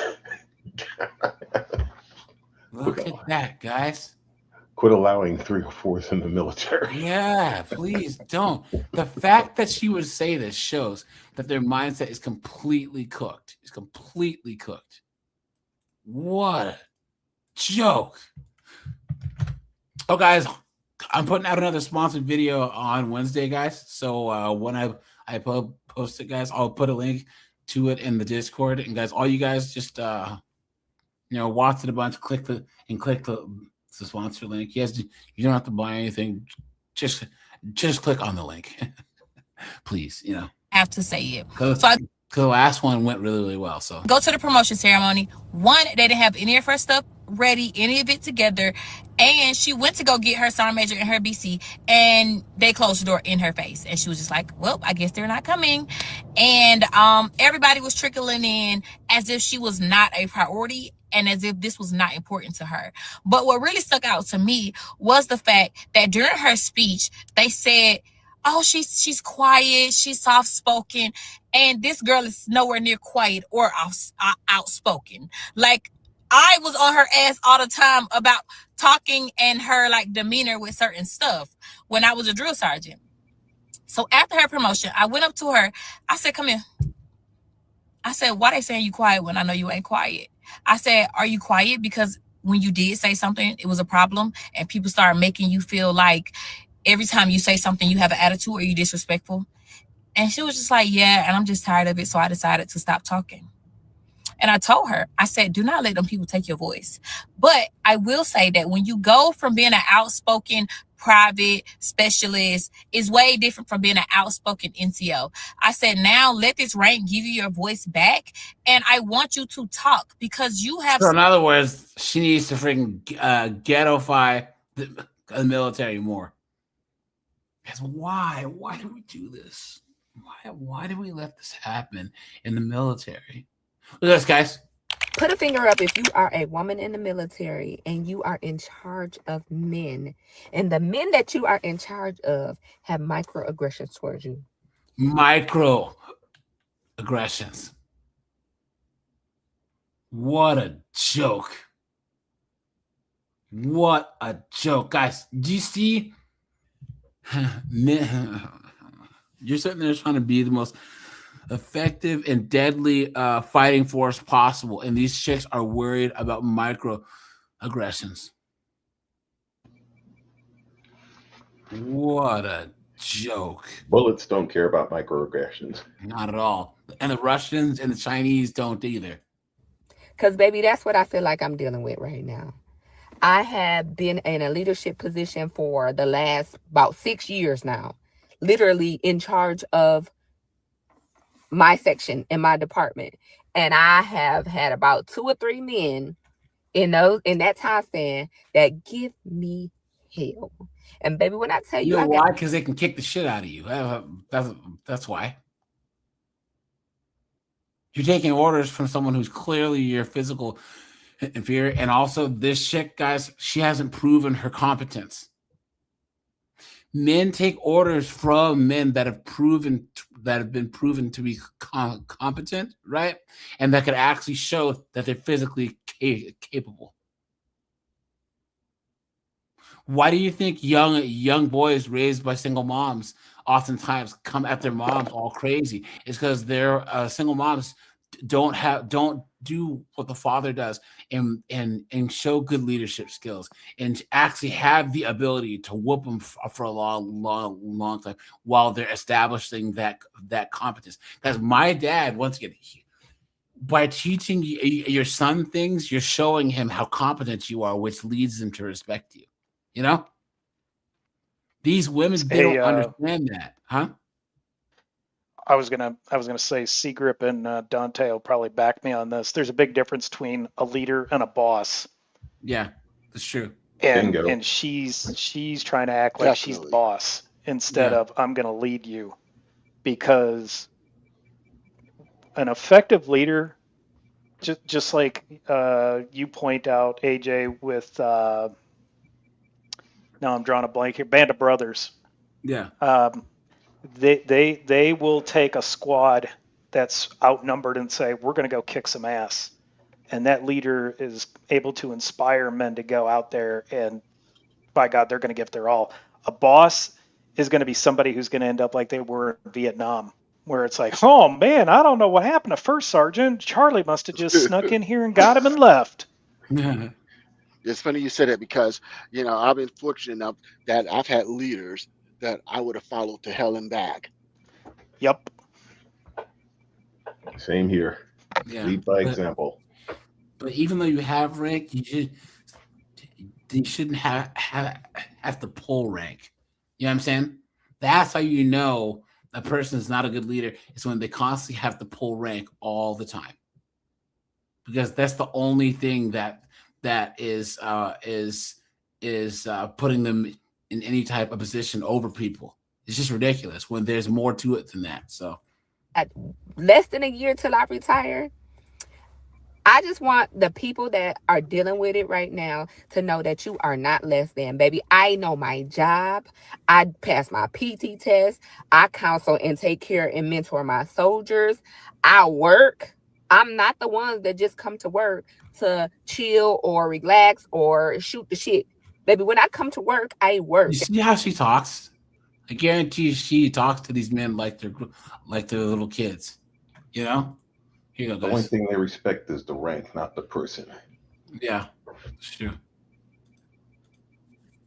Get ready with me to go to work as I share my story of how I got kicked out of the military. So I joined the military when I was 20, and it was mainly because I was homeless. I turned 21 in basic training. So I was stationed in Fort Carson, Colorado. I'm going to try not to make this such a long story. So basically, I had something traumatic happen to me in the military that has to do with sexual assault. And that's something that actually happens. It's very common for girls to get Nugged. in these type of situations, especially if you're a pretty girl and you're joining the military surrounded by all these men. Definitely kind of destroyed my mental health more than it already is. I had a friend take advantage of me when I was under the influence of alcohol, and he wasn't. And There you go. There you go. There you go, guys. Keep going, Secret. No, and I'm telling you right now, a lot of these females will get you in trouble if you don't have your head on a swivel. Yep. And so at the end of the day, no. Women who are there to do their job, they go to training, they go to work, they do their duty. Yes, cordial, respectful, but there's a line. But when you start, doing stuff like partying and drinking and being promiscuous, like I knew she was 3 or 4 when I saw the tattoo. Yeah. I always say, and you guys heard me say this before in the past, if you go looking for trouble, trouble will find you. Yep. Amen. Yep. Guys, once again, she was here. Men and women, there's a small percentage that are just animals. They're horrible, disgusting creatures. And guys, that's gonna always be the case. There are some people out there who have power, they have everything, and they're still evil. Like they're still. Just see that one kid who deleted that rapper, that Julio Fulio kid, and it turns out that he had a good childhood. His parents were like professionals. Like he grew up in the suburbs, right? He's just an evil piece of trash. That's what are us men supposed to do to stop those men? We've basically done everything in society to make that population as little as possible. Women need to not put themselves in situations where they may make themselves available to said men. Bars, clubs, walking home at night in crazy areas. You know what I'm saying, guys? Walking in a major city at night wearing your AirPods? Are you stupid? Even I wouldn't do that. And yes, melanated. Yes, yeah, that is quite the quite the claim where she says she's pretty. I mean, come on now. I mean, she's maybe what, a 5? She's a Barrett's bunny. Yeah. So I ended up telling one of my sergeants what happened. Cork, thanks for handing out some memberships, my friend. I appreciate that. What'd you say? Dante, it took me a second when he said Barracks Bunny. Oh, yeah. Larry says he was never alone with a chick when he was in the Air Force. He saw many guys get hammed up. Yeah. Guys, one of my early interviews on the channel was my one friend who was a Marine. And 2 of his friends knocked on his door and they're like, hey, man, there's this chick on base. And we're gonna all, go over there and get it in. You want to come? And he was like, no. And thank God he didn't do it, because all like 7, 8 guys who went over there that night, right? And they were, riding the train. They all got hemmed up. She claimed SA on every single one of those guys. Same thing happened to a dude I knew when I was in. So after you finish basic training, you go to something called AIT, your advanced individual training. And that's where you go to learn your MOS, your job, your military occupational specialty. And so, and there was this one chick who, she was a bags bunny. So the guys had their bags, the women had their bags, but this is a chick who always found a way to get it in. I mean, there was one dude, and I was in Massachusetts, and there's one dude that, literally dicked her down with her behind in the snow. This is how crazy this chick was. Yeah. Well, this one dude, I think his name was Buddy. This one dude, he went ahead and he smashed. Now she had smashed some other dude earlier. Of course Then she smashed him, but then she claimed, and then she smashed another dude after him. And so what ended up happening was she had a boyfriend, and the dude she smashed after was her boyfriend. The boyfriend found out, and then next thing you know, my buddy he got charged with SA. And when it came out that she done smashed this other dude earlier, and then after she allegedly got SA, she smashed this other guy. And so he was found not guilty. It went to court.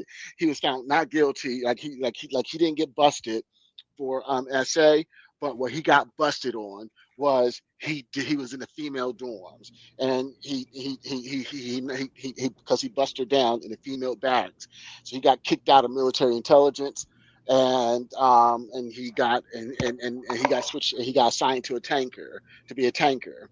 And what ends up happening when something like that happens, you lose your enlistment bonus. You lose your choice of duty station, because usually you get like 2, maybe even 3 enlistment bonuses when you sign up. And if you don't complete it like that, you sign in a paperwork that you forfeit those. And he lost all that over a piece of, but she got to stay in MI. And then when she and I ended up stationed together in Hawaii. And guess what? She was a bags bunny there. And there was this one room where all 3 of the roommates all had a turn with her at different times. Ugh. Diabolical. Yeah. He probably got hit with the Article 15 plus conduct unbecoming of a soldier. So that's what. But they didn't discharge. They still kept his butt in there. Those 4 years active duty. They still kept him. Kept him to make his life miserable. And then, but here's the funny part about. And the funny thing about her, I think like 2 years later, she ended up getting knocked up and ended up leaving, getting discharged. Damn. Insane, diabolical. She got nugged out. Yeah. Oh. Yeah. And so, but it taught me a very valuable lesson. My whole time in the military, I have not had relations with not one female in the military. I mean, that was on duty, not one. because I learned my lesson. Like, no, I'm not doing that. So I kept my activities to civilians. Damn. Same here. I dated a few Becky civilians while I was in, so that worked out quite well. Damn. All right, here we go. And I didn't know that if you tell someone that is ranked above you, that they automatically have to report it. So it ended up turning into a case. And even though I didn't want it to, because I didn't want it to cause so much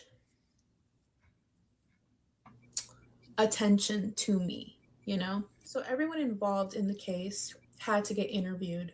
I don't know what his friends said, but obviously they vouched for him. And because the one person that I had to vouch for me didn't want to be part of the case, she just didn't want anything to do with it, even though she was the only person that knew what happened. You guys think that the way this gynocentric DEI, misandrist military view would have let this slide? Like, her story is not adding up here, you know?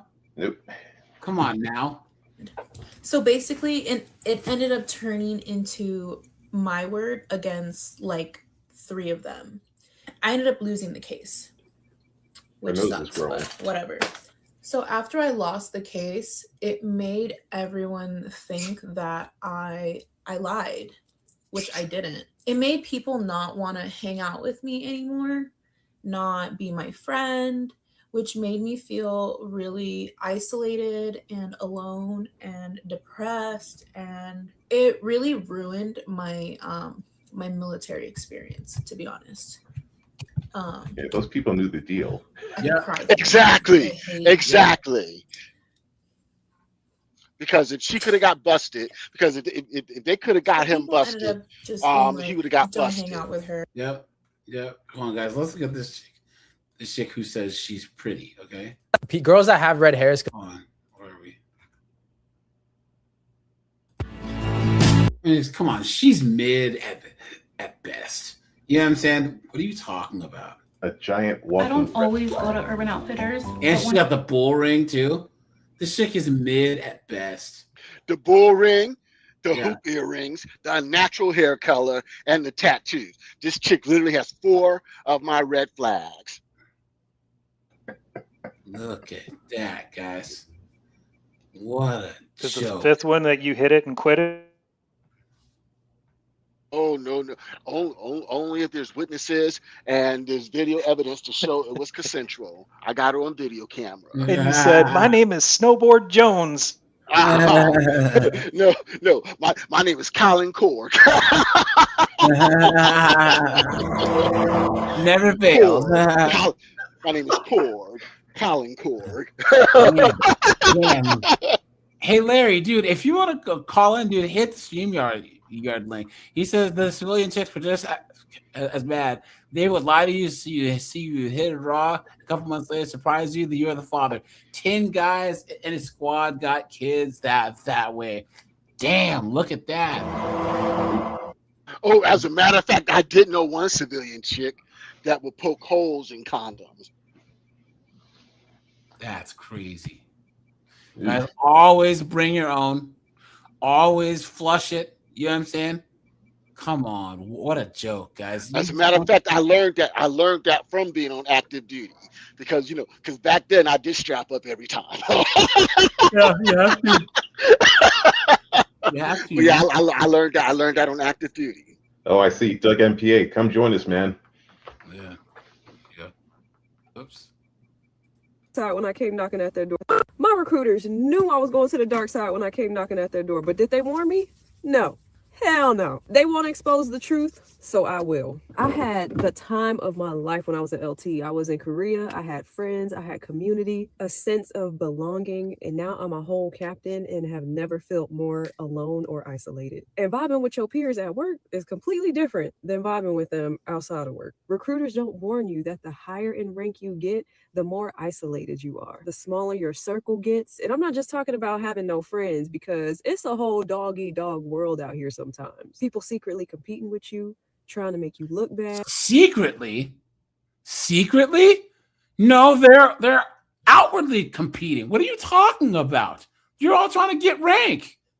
See, this is why women shouldn't be in these situations. We understand from the jump, guys, that we are all competing against each other. As even your best friends, you're competing with. That's just how it works. Yeah. Women have this egalitarian kumbaya, let's share tampons and scissor each other friggin' attitude. It doesn't make any sense. Yeah, and that's the thing, guys. Women going into the workplace is brought in so much dumb crap. Like, one, I want to be happy at work. Only women say that. Two, this whole things shouldn't be a competition. There's enough rungs up the ladder for all of us. No, right? You know how hard it is to become a colonel or a general? You know how many throats you have to slit to get up there? Yep. And this woman's like, "Oh my God, it's so lonely at the top." That's why a lot of military men are married. Unfortunately, it's because it is lonely at the top, and you're supposed to have the support of your spouse. How about that? Yeah. Talk about a time that's come and gone. Is that Dante's Inferno Purgatory? What's up, man? What's up, Doug? Yeah, let's go. Good to see you. Good to hear you.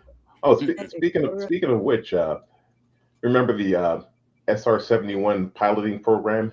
It required pilots to be married. The U-2. Yeah. Remember That the too. Yeah. the U-2 spy plane was the same thing. You had to be married because you would your loyalty was supposed to be to the country, but then also to your family back at home. Exactly. Yeah. Yep. Larry, your camera's on. So just if you want to keep your camera on, I'll let you up. I'll give you like 10 seconds. There's a little camera thing next to the microphone thing. Hit that button and turn it off. And this will actually give me an opportunity to say what I always say. What am I going to say, guys? With this woman on screen, what am I going to say? Say it. American black women are the scum of the earth. Shut up. There are no worse women on this planet than American black women. Yeah. No men on earth have to deal with. Well, here, guys, I don't deal with B-dubs. I'm allergic. Sorry, that's just the way it works. I don't know why. You guys, here's the thing. If you want to keep it black, just get an African chick or Afro-Caribbean chick. I don't know why. You guys, here's the thing. If you want to keep it black, just Larry, turn the YouTube off in the background, guys. If you're gonna join, guys, so it always helps to have headphones, and then also always turn the YouTube off. Okay, when you click on the link to come up, it'll pop up in a new window, guys. Go back to that YouTube and turn it off, because even if you mute it, YouTube always picks itself up. I don't know how. So Fill your time with things that keep you grounded. The more you have to lose, the more isolating it gets. Time with family, fitness goals, nutrition goals, traveling, blah sports. blah. Yes, she's the hero and the victim at the same time, right? I'm a captain. I'm so awesome, but oh my God, I'm so lonely. No, please. Where's the rewarding band? And guys, the worst part about this is she's a captain, right? Can you hear me now? And All right. Leadership, you're not supposed to show that you're shook, right?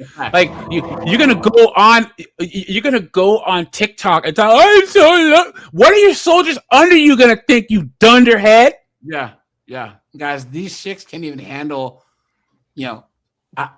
I don't want to say peacetime, you know what I'm saying? But like, well, yeah. There is no peacetime with women, dude. Yeah.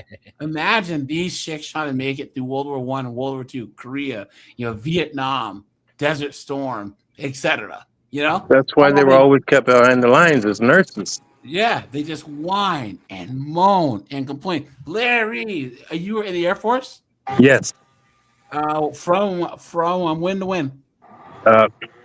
86 to 90. Oh wow. Oh, you were pretty much. You came after I left. I was from 80 to 86. What was your AFSC?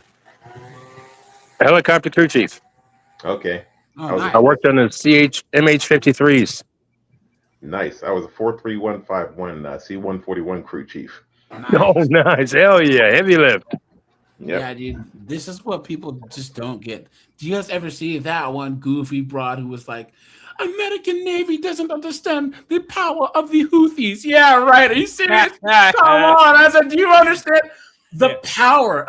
This one girl's like, man, the American military is getting worked in Iran. It's like, do you understand? You women don't understand violence. This is what I hate it when women try and have any type of opinion on anything that's violence and war related. That's the problem. Understand. They don't understand that good men can turn into barbarians at the drop of a hat. Larry, it's true. It's true. Because women control the narrative in society right now, there's this push for weak men. They forget the sheer carnage that men can perpetuate with their hands. It's like that one Idaho University of Idaho guy that freaking deleted those 4 college students. Yeah, he had one knife and he took out 4 people in like 12 minutes or something like that. That's one guy. Yeah. When it's your life on the line, you will revert to barbarism. You will turn into a barbarian. Yeah. Yep. Or chicks who are like, trying to start a fight, and then the guy will hit him back, and then some simp comes in there, and then total bedlam breaks out in a bar. Guys, this is not a game. When you have dudes fighting, we understand that we can delete each other with our bare hands. Because there's a documentary called One Punch, and you can find it on YouTube, and it's 4K cases of 4 different British dudes who each one of them went out for a night on the town. Right? Got in the fight, hit the guy once, and the guy hit his head and died. Yeah. And now they're all in jail. One punch is all it takes. One. I've seen that documentary. Yeah. I mean, he hit that dude flush in the jaw. And it's like out, and it's like, well, he don't. Dude guy says that he was in the army when men and women were competing for the same spot and promotional status. These chicks, they would sleep with someone, they pull the SA card. Damn. Yep. Look at that, guys. Look at that. Wow. How do you explain to a civilian that the Army has forced That's you the to go-to. shower in front of like 7 other female, and when Women it comes going to with the taking a rape card when they UA, don't get which their is way. a drug test, if you don't know what a UA is, you are forced to pee in front of someone, and not just pee, but also wipe. Because I feel like when you mention it, they just look at you like you're an animal, but like that's what we are. Like, we're the Larry, wait until the video. You gotta stop talking during the video, man. You gotta stop. Okay. How do you explain to a civilian that the Army has forced you to shower in front of like 7 other female, and when it comes to taking a UA, which is a drug test, if you don't know what a UA is, you are forced to pee in front of someone, and not just pee, but also wipe. Because I feel like when you mention it, they just look at you like you're an animal, but like that's what we are. Like we're the military, we're animals. Can I ask you a question? And the worst part is Hold on. You're not on. That's fine, Larry. What's up, dude? Did that bitch not go to high school and have to shower in front of other girls? I need everyone who's new to the panel, guys. Any controversial words like the R word, the ape word, you can't say that word, and try and cut down on the swearing, right? So, guys, code your words, but yeah, no B's, no F's, none of that, because it will get the stream. I apologize. Apologize. Yeah, you're new, so you're all good. But like Doug MP had said, that Raymond's thoughts and mind guy, he got demonetized. He got 2 his second guideline strike because of language. And guys, if you get 3 strikes, your channel's gone. So all of the hundreds and hundreds and thousands of hours that I put in, I don't need this channel nuked because of language. Not that it would be. I don't get guideline strikes on this channel, but we figured out the formula. You know what I'm saying? So let's just stick to it. What were you saying, Larry? Did this 304 not shower in front of girls in high school and junior high school? A lot of these high schools don't have gym class anymore. Well, back in the 80s and 90s, we did. Yeah. Oh no. And everybody showered together, and it was not a big deal. What the heck's going on? They got rid of PE and gym class and recess just so they could get all these boys eating all this Ritalin and say they have ADHD. The boys don't have ADHD. They have unpent energy that they need to get rid of, and you get rid of it through sports. Yeah, sports. Yeah. And these single moms, they don't care. You know what I'm saying? They got rid of stop class and all of the other stuff where you have to use your mind to get rid of excess energy as well. Yep, it's true. It's funny you say that. It's funny you say that, Larry, because same thing here. You know, we would have to. You only have like a couple of minutes to run in, shower, change, and be back out in formation. And so I ran track. I ran cross country, and high school. So did I. And so doing track and cross country, you know, we showered together. So when I went to the military and had to shower with like 8 to 12 guys, it was no big deal. You know, you kept your eyes straight up, straight ahead. Do what you got to do. You got out. I played football. Yeah. Same here. Yeah. It's not there, guys. Here's the thing: these women seek comfort. It's a woman's natural imperative to seek comfort, right? That's why women aren't good at even the things that they're capable of doing that are like maybe outdoors and also, you know, a lot of the gardening and all. A lot of women don't even like doing that because no, they don't. There, it's in the heat. You know what I'm saying? You're trying to use these gloves and these tools and clip weeds and all this. They don't even like doing that, right? They want an office job. They want an air conditioning office job. And the majority of these dunderheads that are in the military, these chicks, they have office jobs anyways. But then they're like, well, why is it that Larry got promoted? Because he's a freaking helicopter crew person. Yeah. What are you talking about? Yeah. I had this boss, one job, and him and his wife were both veterans. We served, this and that, whatever. Oh, yeah. They were payroll clerks at the payroll thing. And apparently there's some big military pay center in South Dakota or something like that. It's either North Dakota or South Dakota. They spent their entire military career processing paychecks for soldiers in South Dakota. And they're talking about, yeah, our noble service. Get out of here. Well, here's the thing. I still respect their service because they used to put themselves in a situation where all soldiers, no matter what, seamen, soldiers, airmen, are expected to, if needed, pick up a gun and shoot. Right. So if we talk about the draft, any person that's in the military in any position is more likely to have to pick up a gun and go shoot in a situation than a lot of us are about getting drafted because they're already in the military. That's what you signed up for. Yes. To protect and serve. Yes. So speaking as a veteran, you tell a bunch of sailors they're not going to get paid, or soldiers they're not going to get paid, or airmen that they're not going to get paid, you're going to have a riot. Yep. Oh yeah, we need that money. I'm not lying. Yeah. In the Air Force, I'm pretty sure Larry was in the same situation. Now we were both on mobility due to their jobs. So if you're on mobility, that means when you get called, you're getting shipped out anywhere in the world that they designate. If you're not on mobility, you're more than likely in an office job. Yeah. I mean, try flying across the Norwegian Sea and you've got an oil leak, and the pilot's like, "Hey, we got to sit down somewhere." It's like, bro, where are you gonna sit down? It's all water out here. it's called a sea. There's water. What are we supposed to do? Out with the pee above your head, and literally everyone around you can see whether you're hydrated or not. Like that to me is the most embarrassing part. I don't think I've ever been hydrated for one of those. So I'm always embarrassed. Ooh, one more thing. And so even in basic training in AIT, you get drug tested. And what happens is when I was in AIT, you know, they would come like wake you up like 4 in the morning, just like bang, bang, bang, bang, get you all up. And then like we'll be like the PT shed or something like that. And then, you know, you get called and you get tested. And so men one side getting tested, women on one side getting tested.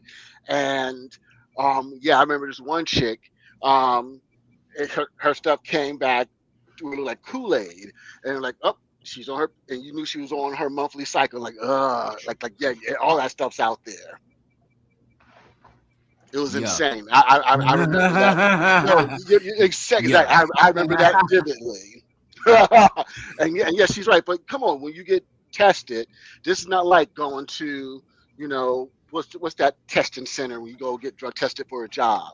In the military, yes, they watch you, and as a dude, they're watching you too, pulling it out. Man, they get up like they're in a catcher's stand watching you. One time, exactly. One time. I'm not lying, man. I'm not lying. Guys. Gay. I want you to know if at any point in time were you ever tempted just to, you know, jerk to the right real quick and like get them. Man, I really wanted to. I just wanted to raise it up. Ready? Aim. Ha! The thought has crossed my mind. We are not lying, AJ. We are not lying. Oh no! I know. Yeah, guys will do anything to try and beat those drug tests, though. Man, you know, they even do the thing where that thing where you like you're supposed to stick it up your urethra, and you can put like another person's pee up there. Yeah, I've heard about that. But there are guys who will like poke a hole and like drain their bladder, and then so like they'll actually go through their abdomen and then put a tube in the bladder, drain it out, and then put someone else's pee in there. So in other words, they'll do anything but stay sober. Yeah. Thank you. Gross. I stayed sober. There you go. I'm not putting anything in my body. I'm staying my ass sober. Hell with that. No, Exactly. Talking about how bad military men are, I just shut the fuck up. Because, hey, that's justified. I done seen some shit, and I done did some shit, too. This dude is zesty AF, dude. What is going on here? Oh my goodness. Hey man, when you get away from home and you get away from your mom and daddy, you become a savage for a while. Look at this guy. And then you see someone, then you see someone get hemmed up. Oh, I can't do this no more. But we don't talk about how bad the military women are too. I done seen some military women do some shit, and I was like, oh yeah, that's too good. I gotta write that motherfucking shit down. Like that shit was good. So let me listen to this. I'm not gonna say no names, but y'all know I always talk about my girl rotation, right? Look at the t-shirt And he's wearing. this girl, she had a boyfriend back home, but she had a boyfriend overseas too.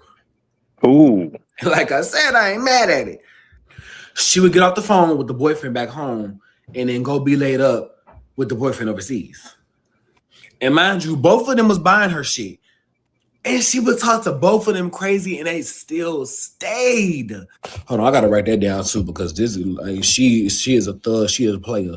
So we finally get back home and we have a little ceremony, right? When you get back home from overseas, you have a little ceremony. The boyfriend back home and the boyfriend overseas, I'm watching as they approach each other, right? And guess who's in the middle? The girl. Let me keep writing this down because she is too good. She had them shake hands and she said, hey, babe, this is my best friend, such and such. I said, hold on, let me get my note. I'm sorry. Mind you, I'm supposed to be. I'm sorry. Any dude that's wearing a buttercup shirt, you have to question his masculinity. Yeah, this dude zesty is all get out, dude. Come on. I can't, guys. I'm sorry. Wait, don't ask, don't tell. Is that still a thing? Apparently. Oh! don't wear, don't see. Exposing There we the go. only true. All right, so today I'm gonna be exposing the only true lore that I have about myself. So this story's kind of interesting. So I was actually in the military. I was in the Air Force for about a year and 2 months, but I was discharged only after a year and 2 months. And yeah, I was training to be a linguist. I don't know if you guys know what a linguist is, but it's where you learn a different language.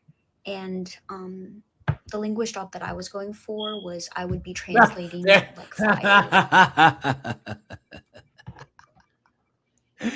Guys, look at that, guys. They can never change that friggin' smoke detector. You stupid woman! Like of another language, not like That smoke detector goes across all races. that's like airborne stuff that I wasn't doing.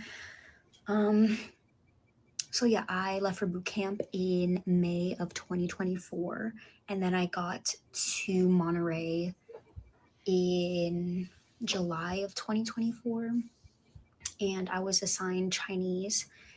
And the way that they teach the material. Is that racist? Because she looks like half Chinese and half Asian and half white, right? Is very intensive.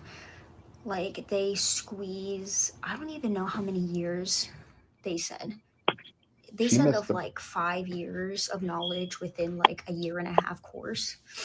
And I feel like I should have known what I was getting myself into, but my recommendation is definitely doing your research before you put that job on your list, because I thought I did enough research, but I definitely didn't. My recruiter, he kind of explained what the job was to me, but he did not tell me how the training would be. The training is a lot more intensive than he made it out to be. Look at this. Someone says, So basically, she asked no questions. I know 2 airborne linguists, one who became an instructor in one of the 2 languages they spoke, and the other who went to the reserves after having a baby. There you go. So all those hundreds of thousands of dollars that they spent training a linguist, and she went to the reserves after having a baby. She messed up her career. Do you know how much linguists make in the civilian world if she stuck it out? Yeah. She'd be making bank.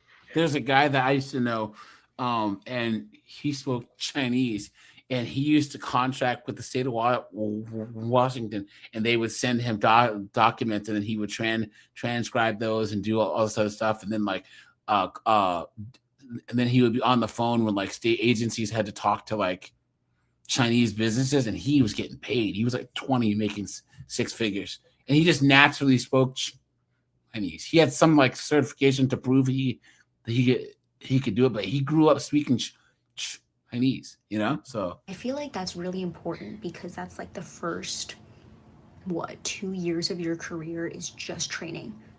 So yeah, I was assigned Chinese. I made it through about 6 months of class. yeah, and she failed I out. went home for HBO, and it came back, and I was like, I cannot do this anymore. So I was actually admitted into 3 different psych wards between January. Whoa! Oh my God. Whoa! That took a turn. Look at that. Called it. I said Bellevue. Called it. Our tax dollars at work, guys. March, I believe, for being suicidal, because that program is really intensive and it's not cut out for everybody. It's not. There's actually a big reclass rate out of that job. And yeah, so I was admitted for about like an average of a week. Damn. And honestly, those were great.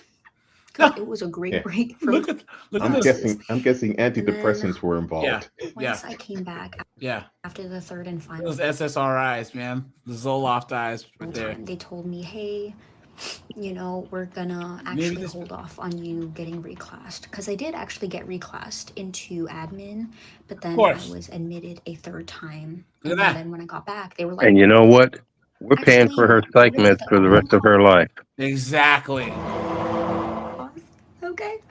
We're gonna Because she got out on a medical discharge, will we're going to be get paying you for her psych meds for the rest of her life. Exactly. Look at that. Look at right for us. what we're gonna do with you. So I was like, okay.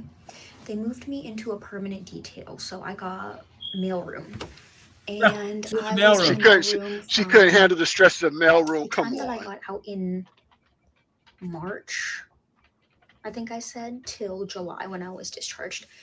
And yeah, being a detail airman was great. It was great. Mailroom was really nice and easy, and I ended up becoming lead. So I was the lead, like mailroom airman for a while until I left. So yeah, Dumbass. I feel like that's the only like real lore that I have about myself. Can So in you other words, please that's like change the battery in that smoke detector? Yeah, it's Morse code. Why in the world? Oh, hold on. Do you not hear that? What kind of psych meds are you on that make it so that you don't go crazy hearing that chirp every 60 seconds? AJ. You're an Asian chick. You Post. can save her. You can save her, AJ. No way. Look, My name is not Purdue Pharma. Oh! she needs your strong leadership and guidance. No that way. pimp hand. She needs that strong pimp hand. No thanks. AJ will save her.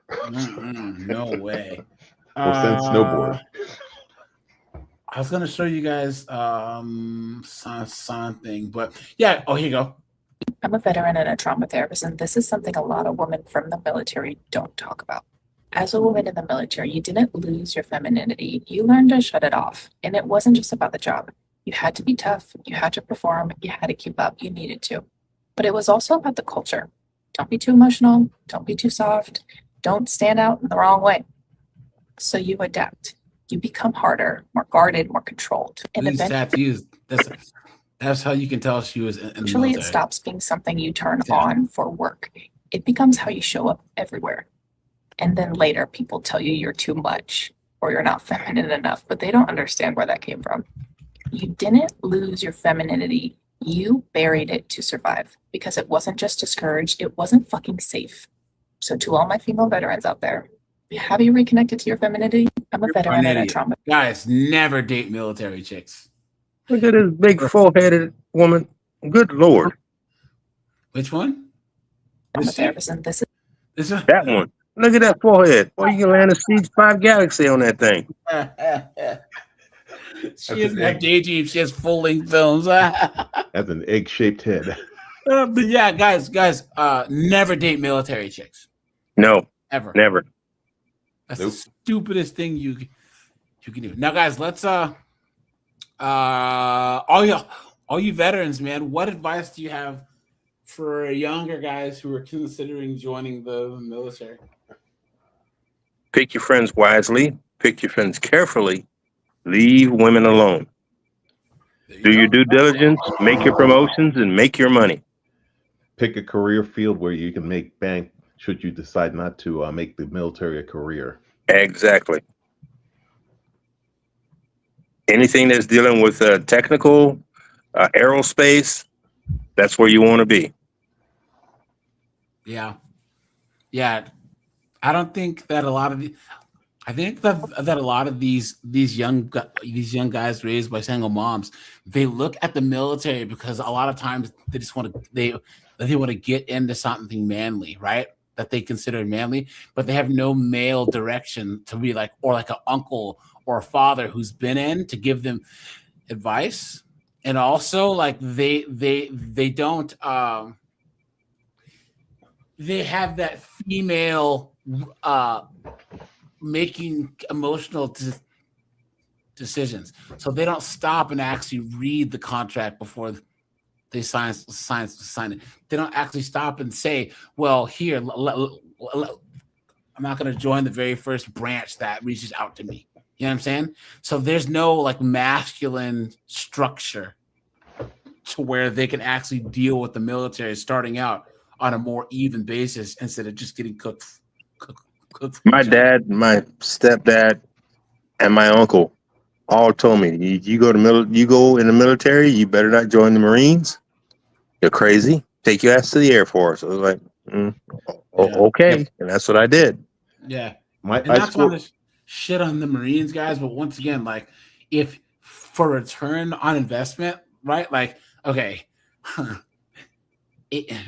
there are people who want to be sad, who want to join the Marines because of what the Marines represent. The whole devil dogs going in, kicking ass, taking names. But if that's not you, guys, why would you join the Marines? Maybe the Army's better for you. Maybe the Air Force. Maybe the Navy. You know, there's different, like archetypical men who join each, even though there's benefits to everything. But you got to figure out what's best for you. You know, so and I've never served, but I have friends of mine who have. And then even all the guys that are on this panel, I know guys who had a lot of fun in the military, guys who use every single advantage that they ever had. But once again, they went in with their eyes open. Steve says, hey, Steve, call in, man. Hit the StreamYard link. You know, you old bastard. Steve says, pick your MOS carefully, start investing in boot camp, start college online as soon as you settle your first duty station and get a college degree. You get out. Yeah. Yep. Guys, if you graduate college and you have a degree, right? And guys, consider joining a military and trying to become an officer. You know what I'm saying? You can try it. You go either ROTC, OCS. Yeah. I know a guy, this total dumbass. He was in ROTC in college, and he was going to this private school. And he dropped out in his last semester, so he had $260,000 in student loan debt, all because he dropped out of ROTC because he's an idiot. Oh my God! I was in this program, in Air Force program called Bootstrap. So if you take care of your first 2 years when you're in the Air Force, and then they send you to the college of your choice to finish your degree, and then after that you had a 5-year commitment as a commissioned officer. So I went through that, and I decided not to make a career out of it, but my college credits transferred when I went to college in my civilian life, so it kind of worked out for me. Yeah, a friend of mine, he was on a medical ship. He's actually on the Mercy, the USA Mercy, dude. The ratio is so crazy, dude. Anyone's a daddy Mac on a medical ship because there's so many chicks and not a lot of dudes. So he was just smashing chicks left and right. I'm like, hey, but I mean, you're out to sea, you know, and there's what, like a couple dozen dudes and like 120, 200 women, you know. So, dude, he said he was just, and he was always good with women, period. But he just said anytime they were out to sea, he was just laying it in, dude. It was crazy. You guys know how if you watch prison stuff, they say like there's outside pretty, and then there's prison pretty, where dudes are locked up with like a bunch of dudes. So a big fat Uggo is considered like a 10 because she's one of the only few chicks there, you know. That's how it was on the medical ships. You know, you could be like the shortest, goofiest Poindexter dude, but you're one of the only things on the ship that has a dick. You know, and these chicks will be all over you. Yeah. So, Korg, secret advice for young guys trying to join the military. Well, it depends on what you want to do. If from what I know, and it's been a while, the guys that were in the Air Force could usually get a bachelor's degree even when they enlisted before they got out. If you're looking for some serious camaraderie and you have the physical stamina, then I would say join the Marine Corps. And if you want to travel, then join the Navy. I don't know any reason why anybody would join the Army. I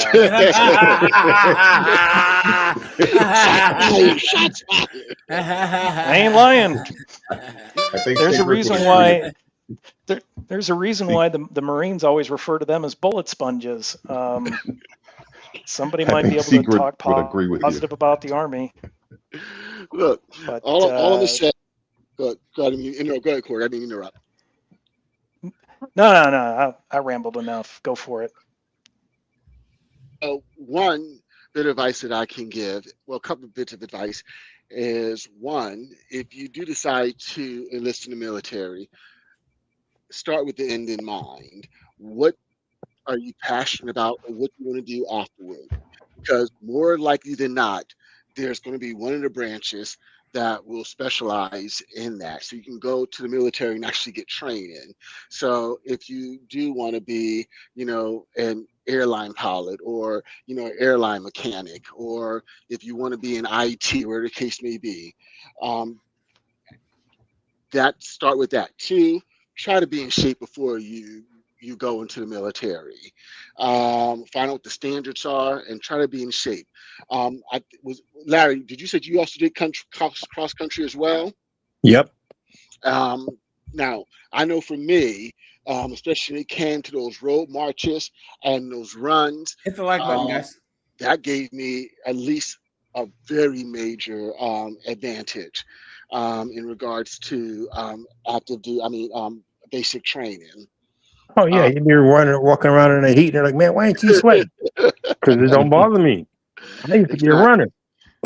Exactly, and so that saves me a lot. And next is, and they kind of said before, I wish I would have worked on getting my education while I was in the military. I pretty much prioritized. Well, you guys know, I love the ladies, so I prioritized that a little too much, and I wish I didn't do that. I wish I would have focused more on my education, my goals for after the military, and I wish I would have saved more of my paycheck. So those are my regrets. Yeah, so guys, my one friend, he maximized everything in the military. He's a multimillionaire now, but he's a Vietnamese guy. He grew up in Seattle. He was in a Vietnamese gang, got caught stealing cars, and they gave him a choice. He either join the Army or go to jail. So he joined the Army, right? And he got deployed twice to Iraq, and then he used his GI Bill, got his degree in IT, got a job at this subsidiary of Microsoft, and made some really good investments in businesses in downtown Seattle, and now he's a multimillionaire. So like my dad spent his first his last 2 years of high school living in his car because his parents were abusive, right? So and then he joined the military. Yeah, he became a doctor. And he's good ever since. So guys, you can join the military if you see it as a stepping stone, right? Especially young guys nowadays where there's this gynocentric misandrous foolishness, right? Guys, join the military, use it as a stepping stone, right? And get your school paid for, get a skill that you can make a lot of money in, do your 4 years, get out, make your money, and be left the hell alone. If I can say something, 4 years, when you think of the totality of your life, 4 years is not a lot of time. Yeah. And I will say that's one thing, at least I did right.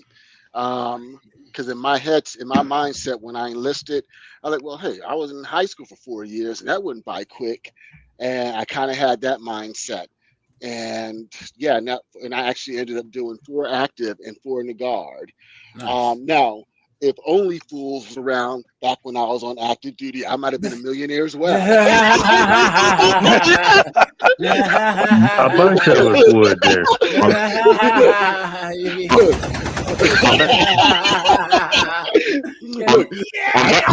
Yeah, I got videos, and I'm not camera shy. Something else just came to mind as far as advice for young men. Try and get as high a score on your ASVAB, because that opens up doors. I have very high scores on my ASVAB, and the general consensus between all the recruiters of the different branches was join the Air Force. So that's what I did. Went in as an aircraft mechanic and got fascinated by computers. So I cross-trained in the information systems. Nice. When I got out, I used my GI Bill, and which paid for most of my undergrad in computer science, and then graduated, joined the company that paid for my master's in software engineering, and that was the springboard for my successful career. I'm looking to retire. My retirement window is going to be in about 3 or 4 years. Nice. Yeah. Hey, we can hang in DR Columbia. Hit me up, brother. Or Southeast Asia. I'm down for that too. These guys stay away from the guys with the bad attitudes. Yeah. Oh, by the way, spoiler alert, I'm married, and I've been married to Becky we're on year 22 now. Oh my goodness. Hey, all right. Man. Congratulations. Yeah, Well, so here's the thing, guys. I keep talking about that one live stream with, that I was on the other day. This total soy boy, he was misrepresenting the red pill, and I'm like, dude, red pill is the descriptors, and you're trying to talk about the prescriptions, right? Guys, no one's ever proved the red pill descriptors wrong. Guys, put a 1 if you agree. I've never heard anyone prove our talking points wrong, ever. I've heard them talk about who says it and how it's said, but I've never heard them actually talk about it. And this idiot was actually trying to say that it's a myth that men get cooked in divorce court, that it's a myth that all of it's just BS. So I was saying, you can be red pill and be married. You can be red pill and be single. You can be red pill and be MGTOW. That all it is understanding how the world works. If you take our talking points and you decide that, and you make the most informed decision possible and say to get married, hey, we support you. Rock and roll, man. You look at Matt. Matt's married. Who calls in? Dante's married. But hey, they have that masculine frame. You know what I'm saying? I'm in a relationship. You know what I'm saying? Michael and I been together a while, you know? So, like, what's going on here? So what people don't get is, or here's the thing, guys, never let these idiots try and have you argue prescriptions that you didn't make. Well, Dante, you know, Andrew Tate says this. It's like, yeah, but Dante doesn't say that, though. Exactly. T-Grip doesn't say that. Well, Fresh and Fit say, guys, what makes a guy red pill? The fact that he says he is. We are a loose, like federation of guys that are all trying to make things better. We're trying to live better lives and help men live better lives. That's it. But each and every red pill guy is different. We each have our own kind of versions of what our prescriptions are, right? None of us agree on 99% of anything. But are we going in the right direction? Are our hearts in the right place? And guys, don't ever let these idiots who find out that you're a red pill guy expect you to defend stuff that you didn't say. Guys, Fresh and Funky. Myron's always like, oh, well, you got to bang 50 chicks before you settle down. I don't agree with that at all. Especially this day and age. Yeah, I don't like promiscuity with men or women. Guys, you're risking your health. With these chicks, with the herp derp, the high five, the super clap, Are you crazy? Why would you? Now, guys, I understand there are guys out there who want to bang and clang, fine. But do I recommend it? No. Do I recommend it? Absolutely not, guys. You are better off staying home and playing Xbox than risking yourself. Guys, places like DC and Baltimore, especially for us black men, 53% of B-dubs have the herp derp. 50, that's 1 in 2 have the herp derp. That means if you're walking down the street and you see 8 B-dubs, 4 of them have the herp derp. That's crazy. That's why I don't mess with them. And there are still dudes out there who want to go to these clubs in Houston, in Baltimore, and meet some random chick and just raw dog the broad. Are you insane? Yeah, Houston right now has got a mad syphilis outbreak. Yes. Disgusting, guys. Once again, guys, the whole days of the dad, the daddy Mac, the player pimp, those days are over with because it's not worth the risk. It's not. It's just not. And just real quick, and I know, like I said, I've lived a colorful life, and that's why I always say, Jesus loves babies and fools. So I know he loves me because I was damn sure a fool for a lot of years. I made it through my 20s by the skin of my teeth, man. You know what I'm saying? I didn't catch anything, thank goodness, but man, look at that. It's not worth it. It is. And as hey, I've gotten older, and guys, Dante said that his wife is white. So you guys know that every time that they leave the house and B-dubs see him and his wife, all he hears is, "I'ma kill your bitch ass, bitch." Oh yeah, we get that look, and I don't care. Man, I get that look just by talking. My girl's Korean. And I told her, I said, once we go out, you're gonna start getting dirty looks from B-dubs, and now she can't unsee it. We'll just be out having dinner at the store, whatever, and she always gets dirty looks, man. Guys, B-dubs are so stupid, right? Because what's the stereotype? Oh, you black men, they'll date the ugliest B-dubs and blah blah blah. That isn't true, right? But let's just grant that if a black guy gets with a non-black woman, she's always like a 3. First of all, it's not like B-dubs are any better looking. Second of all, what are you not doing that would make a black guy be with a 3 of another race? Imagine once again that there's one pizza joint in town, and Dante knows that people want pizza, but no one's going his pizza joint. But they're going to the next state to get pizza. How bad does his pizza have to be that no one's coming to his place and it's the only joint in town? That's how B-dubs are. They're so pathetic. They're such a bad product that black men would rather leave the country than deal with them. What a joke. And AJ, I just want to make one more point when it comes to health. And so, gentlemen, I turn 55 next month. I never really understood it until a few years ago, but literally your health is your wealth. I'm dealing with, I just had to get steroid injections in my knees this month. And this in July, I have to get gel injections. I'm going to get gel injections in my knees. And I have a healthy sense and respect for my mortality now. And so please believe when I tell you, your health is your wealth, and 10 minutes can destroy. We've seen it countless times, how 5, 10, 15, 20 minutes of fun can destroy your life. Don't do it. It's not worth it. It's true. Yep. And they're trying to be like, yeah, well, it's not exactly bad because you can live through it. La la la la la. No way. So, but guys, here, you guys remember this case right here? Let's do this, guys. Guys, anything else on the topic before we switch gears here? Now, just one that I personally believe that everyone should do a minimum of 2 to 4 years in the military.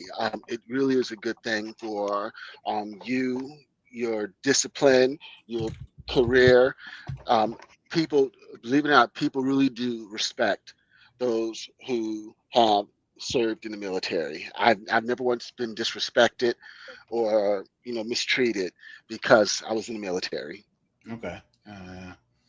Let's see. Let's do this, guys. That's the sound of the police. Here we go. Go ahead.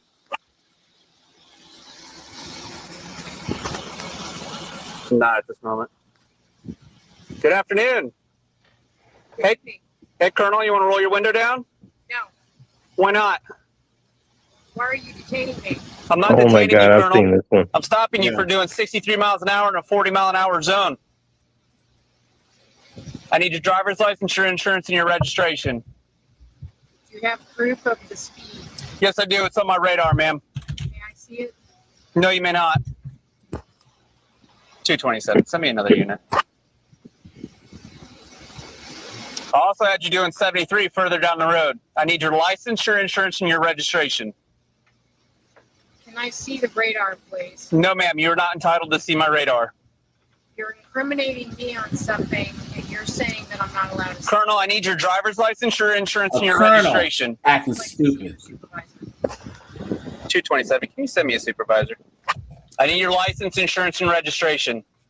When your supervisor comes, sir.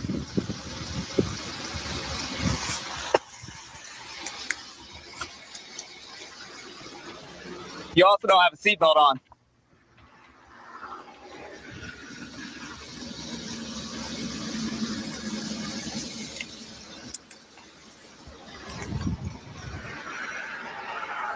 Dumbass. What is your badge number, sir? 1721. It's my permanent ID number. Deputy McKenzie. It's right here, ma'am. She's a prime example of power corrupts. Yep. Go ahead.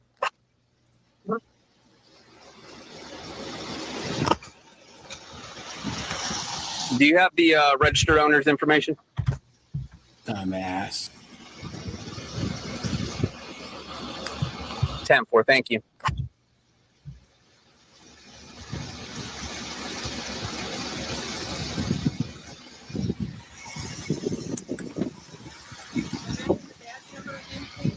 $17.21. 227. She's refusing to provide driver's license, insurance, and Of course registration she or is. roll her window down. Is the reason why you sat at that green light for several seconds? Sitting there, the green light? Drunk as a skunk. Didn't want to make your turn? With a green arrow, you didn't want to make your turn?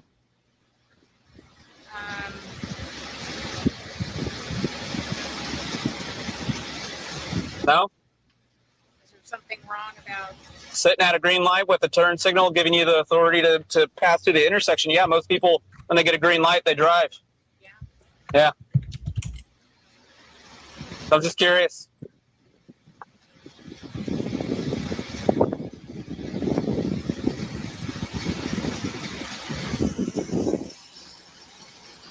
Dumbass. Hey, it's a lieutenant colonel. I had her doing 73 down there, and then in the 40, I had her doing 63. She sat at the green turn signal, and she's refusing to roll her window down or provide any documentation. And I figured, why not get you here before I rip her out of a car? Did you want to talk to her before I get her out? Yeah. Okay. No, she didn't, but it's on the 14 from the registered vehicle. Yes. Are you going to blow your window down all the way? Now, can you hear me? Can't. Problem. I don't know. Your officer stopped me. He won't let me see the radar. You stopped first. Well, if you want to see the radar, you have to step out of the vehicle so you can see it. It's not a handheld device. I have to step out of And you do by Florida law. So I'm not going to argue with you. What's going to happen is you're either going to roll the window down and cooperate from here on out, or right now you're impeding an investigation I'm investigating for what? for a traffic violation. What was the traffic violation? I already Speeding. explained to you, ma'am. You're doing Okay, 63 in a 40-mile-an-hour construction zone. I'm just going to tell you what's going to happen. So either you cooperate from here on out, or we're going to break the window and pull you out of the vehicle, and you're going to go to jail. It's that simple. Going to break my window and vandalize the car. Yes, and absolutely. You're going to go to jail For what? for not cooperating. Cooperating or not cooperating is not a crime. Okay, this What is a what's. This, I'm just dumbass. telling you what's going to happen. So Sir, you I'm can either just traveling on my way home. you can either go along with it. Gas Making lock. this a lot more difficult than it has to be. Sir, are you the supervisor? Yes, I am. Can I talk to the manager, Okay, sir? well, captain doesn't work right now, so I'm the best you're going to get. Good. So I'm asking you one more time: are you going to cooperate, or are they going to have to take you to jail? Why are you taking me to jail? Because you're not cooperating. It's just that simple. Cooperating or not cooperating is not a crime. Okay, but you're refusing to provide all the documentation that you want, that you're supposed to provide. Okay. Okay, but the United States Supreme Court says that we can have you step out of the vehicle during any traffic violation, during any investigation. So you are violating the law. So you can argue with me all you want. In the end, you're incorrect and you're wrong. Whatever you learned on the internet, book is all incorrect. It's not the truth. It's not. Now, guys, look at this. All this time and effort to be a doctor and all this other stuff, and she's a drunken dumbass. Isn't that sad, guys? Isn't that guys? She's wearing the uniform. This is how she's representing herself in the military. It's sad. Right. The Florida Supreme Court has said, if I tell you to step out of the vehicle on a traffic violation, you will step out of the vehicle. So that's why I'm ordering you right now. You either cooperate and step out of the vehicle right now, or they're going to break your window, unlock your door, open the door, and pull you out of the car. And instead of just cooperating and getting a traffic violation, you're going to spend the night in jail. So are you prepared to spend the night in jail? Yes or no? Yes or no? Are you prepared to spend the rest of the night in jail? Huh? Okay, break the window and take her out. Let's go. Yo, he was ready to go. He was ready to go, man. Let's go. Look at that, guys. Look at that. Look at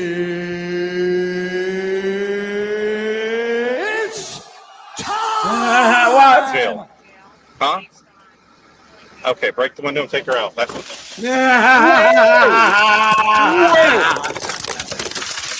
Is that what you call an itchy trigger finger? Not even a half a second that window was broken. He was ready to rock.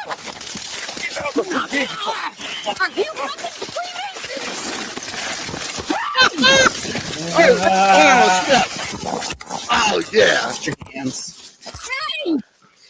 Rubber in a glass. My face and you broke my glasses. You play stupid games, you win stupid prizes. I'll be right back, guys. Whoa.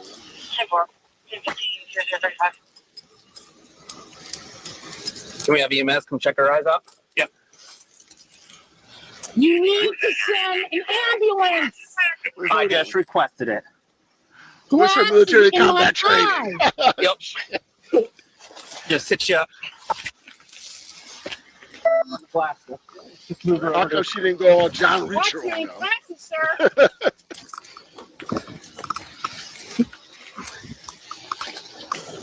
You gonna stay here and be nice? Sir, my glasses and you. Right there. They're right behind you. Okay. There's glass in my eye. We've got an ambulance coming. And there is no crime. Oh yeah. Oh yeah. There is no crime. I'm sorry, Lieutenant Colonel, but there's definitely a crime. There's none, sir. You're detaining me unlawfully. Ah. So she's an 05.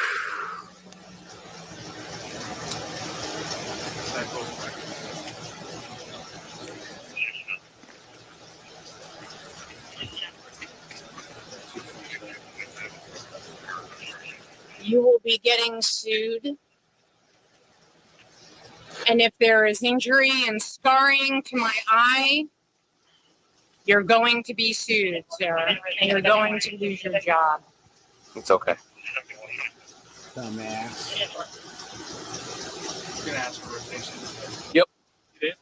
No, you How can't. many of you are Brotherhood members? Hell is that? You Freemason? You sure? Absolutely. How about you? Nope. What's your name? Deputy Casey. Deputy Casey. Yep.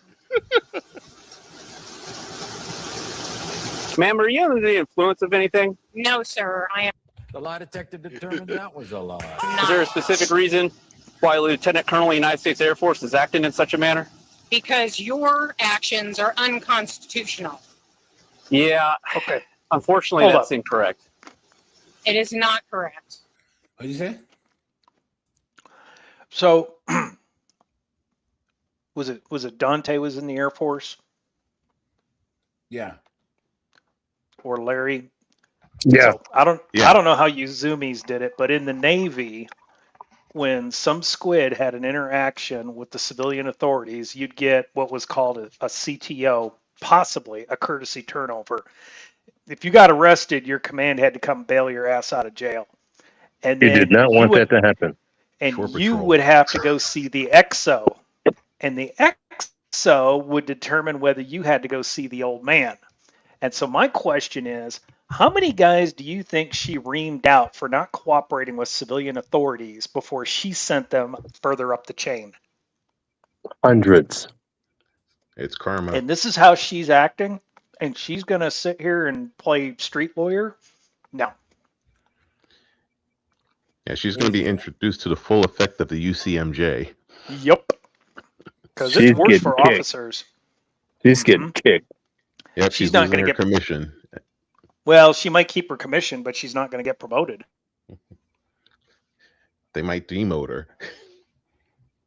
It just doesn't make any sense. These absolute dunderheads, man. Like I just.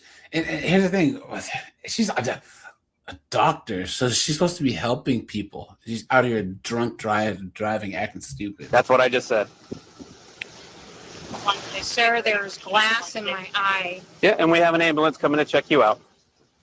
Yeah, I'm almost positive she might be under. Oh, if she's a doctor, then she had a. There's no way. An easier path to commission. Yeah. Than the regular officer. She's probably writing her own scripts too, munching on them opioids. You know what I mean? Yeah, but the doctors I dealt with in the military weren't even that stupid. They were usually really easygoing. Yeah. Crazy. Hold on, let's do this. Are you part of a booster club or? No, sir. I want to make sure this goes with you so you don't lose any of it, okay?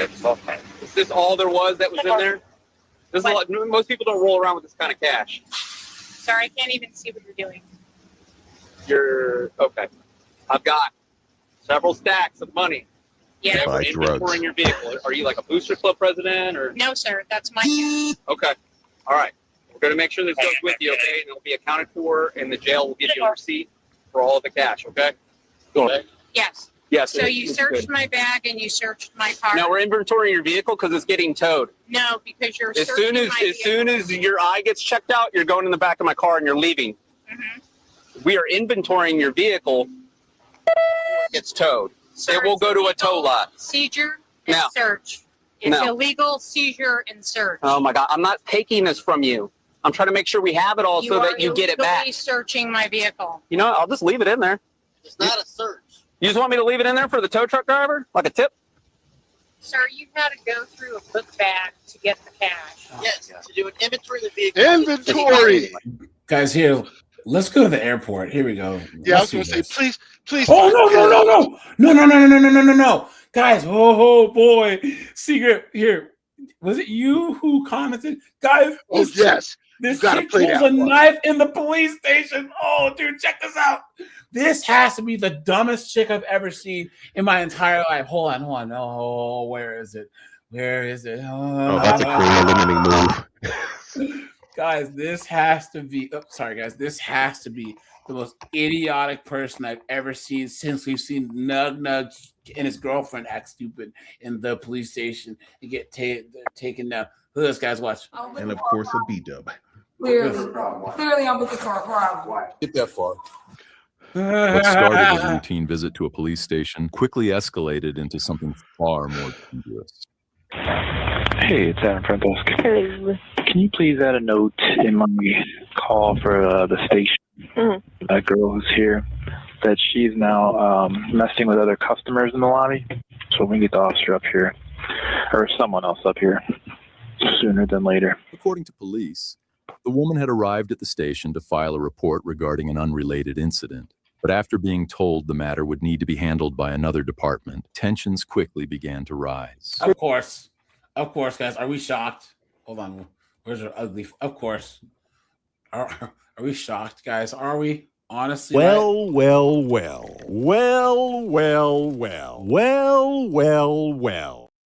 Rise. Can you just hit the like button, guys? I appreciate that. Hey, relax. What's the issue? The issue is I'm coming in here to make a report, period, point blank. And it sounds like the same. Why are you worried about her? What you mean why I'm worried about her? Because why are you worried about her? Because her sounds exactly like the report that I'm finna make. So why is that your problem? Because she making false ass names and like that. Okay, anyways. Glocktavia. So what's the problem? What? Glocktavias are multiplying.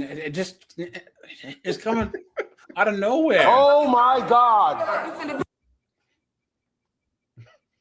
Hey, Ian. Can you just go over there, man? I got it. Are you here from Romeoville? Yep. Okay, go back to Romeoville. No, I'm not going to Romeoville. Well, I came down here. I can't take a police down report here. for you I for came something down that here. happened in Romeoville. No, this is going to happen now because I can make a report here. Talking about. I was coming here to turn myself in. Okay. And then they wonder why no one wants them. You came down here to ask if you had a warrant, right? They said no. Romeoville PD is not looking for you. They told you that, right? So yes, I know. And now you look at this face she's making, guys. This is why you can't even talk to B-dubs, right? This victimhood mentality, this strategy. And guys, I need you to put a 1 right now. If you agree with me, this would never fly in the Middle East, in Afghanistan, in Pakistan, in India, in large parts of South America. Oh no, they just slapped this look off her face real fast. Make a police report for something that happened happened in Romeoville? You knew it was going to be an issue when they're like, look, you called to see if you had any warrants. So you already knew it was going to be an issue. You knew it was going to be a handful right then and there. Yep. Yes. No. Yeah. Look at that. You got to go to Romeoville. Plus, you're causing a problem here in this. And I'm not going nowhere. Why wouldn't you go anywhere? Because I'm not. I came all the way down here. Are you used to getting what you want? No, I'm not used to getting what I think you are. Who told you to come down here? Myself. Well, you lied to yourself because nobody told you to come. You lied to What yourself. you gonna do about it, officer? What are you looking What are y'all gonna? White shirt. You came down here. What are you? I'm looking for a problem. Clearly, I'm looking for a problem. Why? I don't know. I guess I'm problematic. You're just bored, huh? Yeah, I'm so bored.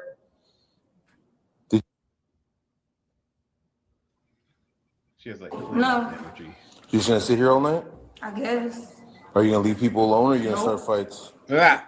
Look at that, So you're guys. just gonna be a problem. Yep. Demons. That sounds like Demons. the dumbest idea ever. Oh well. This is going under base cop, guys. This is going in greatest hits. And guys, it's almost June. So guys, we will have 5 and 3 of our greatest hits because we do them twice a year. We do them at the middle of the year and at the end of the year. So Don't worry about it. dumbass.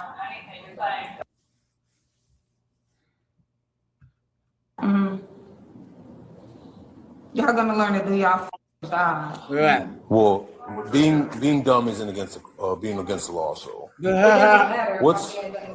Oh no, you're being dumb. Does anyone got her name and her info? You already know who I am. No, I don't know who you are. Yes. Okay. Well, come on, let's go. Come on, I'll help you with your stuff. Well, you want me to help you or not? Well, then let's go. You got it.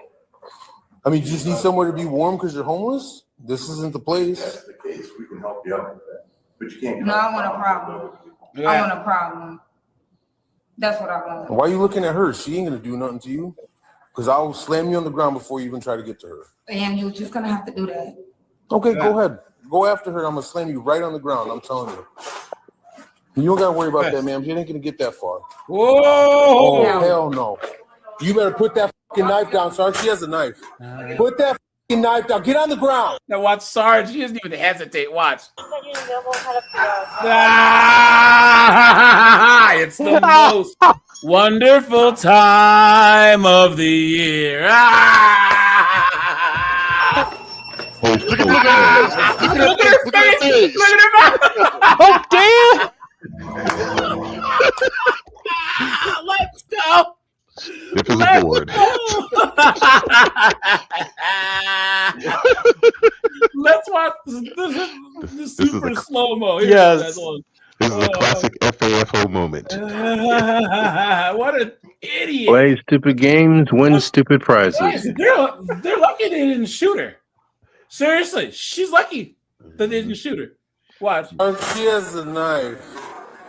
Put that fucking knife down. Get on the ground.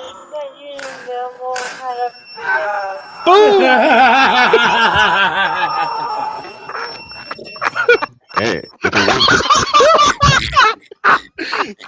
See her lips.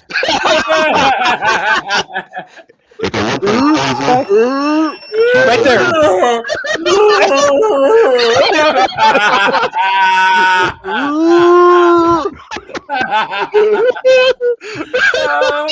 Look at her face, guys. She got zapped and got all of a sudden this.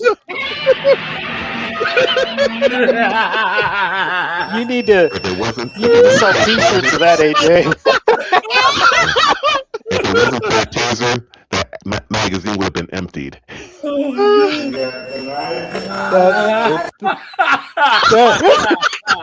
He calling for Mothra to come save her. Oh no! It's the bird hand. Actually, that needs to go on a coffee cup.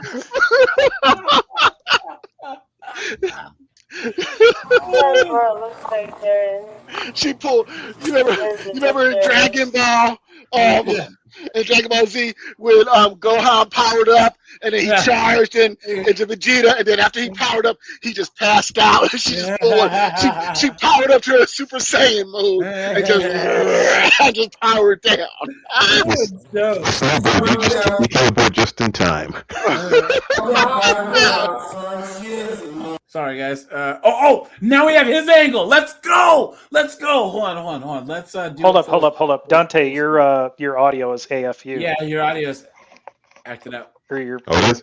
Okay. Yeah, Thanks. you're coming across real garbled. Let me reset.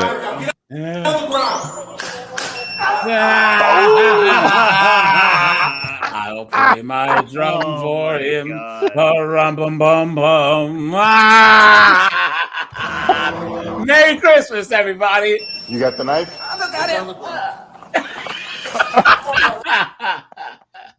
Oh my god. Hold on. Let's watch it again.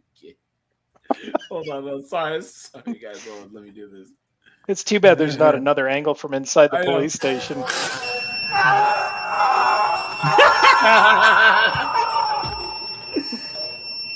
Oh my god. That's definitely a Godzilla yell. Oh I'll make it bigger. Yeah. That's how I know she finished. Oh!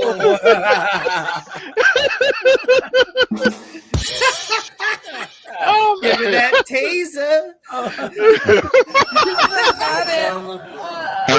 How's my mic now? Are you Still really pretty close garbled. to it? Are you really close to your microphone? Oh, how about that? There you go. Yeah, you're that's just really better. close to it. Perfect. Yeah. Okay, gotcha. Thanks. Look at that. Hold on. Let's do this full speed. Dude, that needs to go like either on a t-shirt or a coffee cup. Yeah. Dumbass. All you had to do is leave. I was gonna say, what was the problem even about? So she was looking for her boyfriend's snowboard. snowboard through the smoke bomb and disappeared. So she's been trying to find him ever since, you know. So she had to file. No, but she was down there trying to see if she had a warrant, and then she was trying to file her report on something else. We're like, look, you are out of a different city, so you need to go to that station. And then not only would she not leave, she was trying to start fights with all the other chicks in the lobby. So. And then she pulled a knife in the police station. I was about to shoot you. Wait a minute. What? She didn't pull a knife. It was a Crocodile Dundee. That's a knife. Yeah. It is a pretty big knife. It's like a kitchen knife. That thing was huge. Yeah. Stupid ass. You snowboard, you should have been down there. Go to calm down.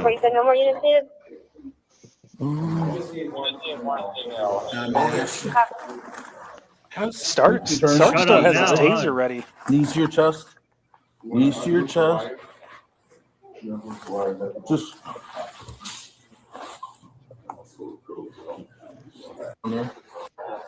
Give me my stuff. Just hear one nice little shove right down these stairs. That's what I do. I'm telling you guys, if cops have like a 99% rating, or like, you know, if they're A+ cops, they should get one good gut punch, head stomp, and like stare shove. You know, like twice a year. Yeah. You know, because and they're like rubber coated steps too. It's not even like that bad. Hey, it would be if I speaking from experience. That was Juliet. And then kick me off the bed. That's stupid. Chirac.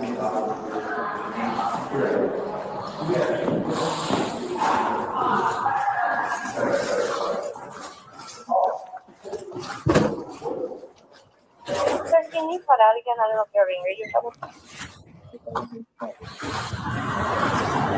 8519. Stupid ass. Where is this? I don't know. Joliet. Officers were able to take Thompson into custody without further incident. She was later charged with aggravated assault on a Just police like Michigan officer or something? and obstructing a police No. officer. Illinois. Additional court Yeah, it's information was not Joliet. immediately available at the time this video was produced. Yeah. So, all right, guys. I'll shut this down, guys. I'll be live tomorrow at 5 as usual, guys. Was it not next week, but the week after? I'll be on vacation. So, guys, I will do lives, but they'll probably be like at 9 p.m. and be like the kind of basic ones. You know, it's like no soundboard, no nothing, just sharing articles and everything because I have to use my laptop. So I'll remind you guys in Discord and then on the community tab. But that'll be not next week, but the week after. So that whole week I'll be gone on vacation. So, but yeah. Enjoy. Oh wait here, Okay, guys. guys. One last thing, guys. This is what I was gonna show you guys right here. Right. Hold on. Let me go here. Hold on. If I can find it. Hold on, guys. Maybe not, because I can't find this thing here. Hold on. Pages saved. Here we go. Now, guys, do you remember how I was saying how the reason why the Europeans colonized everything is because of the environment, right? So, because I have an echo coming from someone, I don't know who it is, so I'll just mute everyone. Guys, Europe has long winters and a whole bunch of people fighting over stuff, right? You go to Africa, South America, Southeast Asia, there's food and good weather. You know what I'm saying? So there's no real reason to have a lot of warring and individualism and other things, right? Like South America, Africa, you could just say, you know what? Kick rocks and never see another tribe again. Guys, here, check this out. Watch. This perfectly illustrates why people go, oh, whoa, why didn't black people in Africa build cities? Because we never needed to, right? Secret. Like we never really needed to, because Africa is so large and there's like food in abundance everywhere. There was no winter in sub-Saharan Africa. Exactly. So there was no necessity to breed innovation. Look at the most advanced cultures that there were. There was cold weather. There was lots of war, right? That's why you look at the Chinese. How many times the different warring Chinese states were bopping each other upside the head? That's why they were so advanced. But watch this. We make too big a deal about industrialization, as if industrialization is for people who are smart. No, industrialization is for people who were threatened by nature. And the continent of Africa, which is the home place of Black people, is the most comfortable place that has never had any threat. Tsunamis, earthquakes, tectonic plate shakes, winters 10 feet high, springs. He's right. In most of Africa, guys, there's no volcanoes, there's no earthquakes, no tsunamis, no natural disasters. You know what I'm saying? Look at Europe. They have volcanoes that have hit places. They have cold winters, right? They have all types of stuff, and all these different ethnicities trying to kill each other. Why wouldn't they have advanced technology? Every day, the trees are green. The tomato is 365 days. It's right behind your house. The river is there, and you just lie out there, eat something, and just chill. So your brain for millions of years is not inventive because there's no need. There's no need. And I've been saying that forever. It's not about, some groups are just naturally smarter than other groups. Scabbity-bobbity-boop. It's the environment that Europeans were forced to live in for thousands of years. That breeds to having a problem-solving / innovative / efficient / individualistic mindset. You know what I mean? So we build little communities. Africans are communal. That doesn't mean better. It means that they're better suited for the European environment, right? And yes, they conquered places around the world, but look at how many Europeans died trying to actually colonize Africa because they weren't naturally suited for the environment. Man by nature is not an individualistic actor. No. The Black man relies. That's why you can't finish a sentence with a Black man without him saying, "Oh, my niece, my cousin." You can talk to a Japanese, a Korean, and a white man for 3 hours, and he's my wife and children. That's all you're going to hear because they come from that kind of thing. All right. So where we come from, where we evolved, gave us something, and that something is what we are.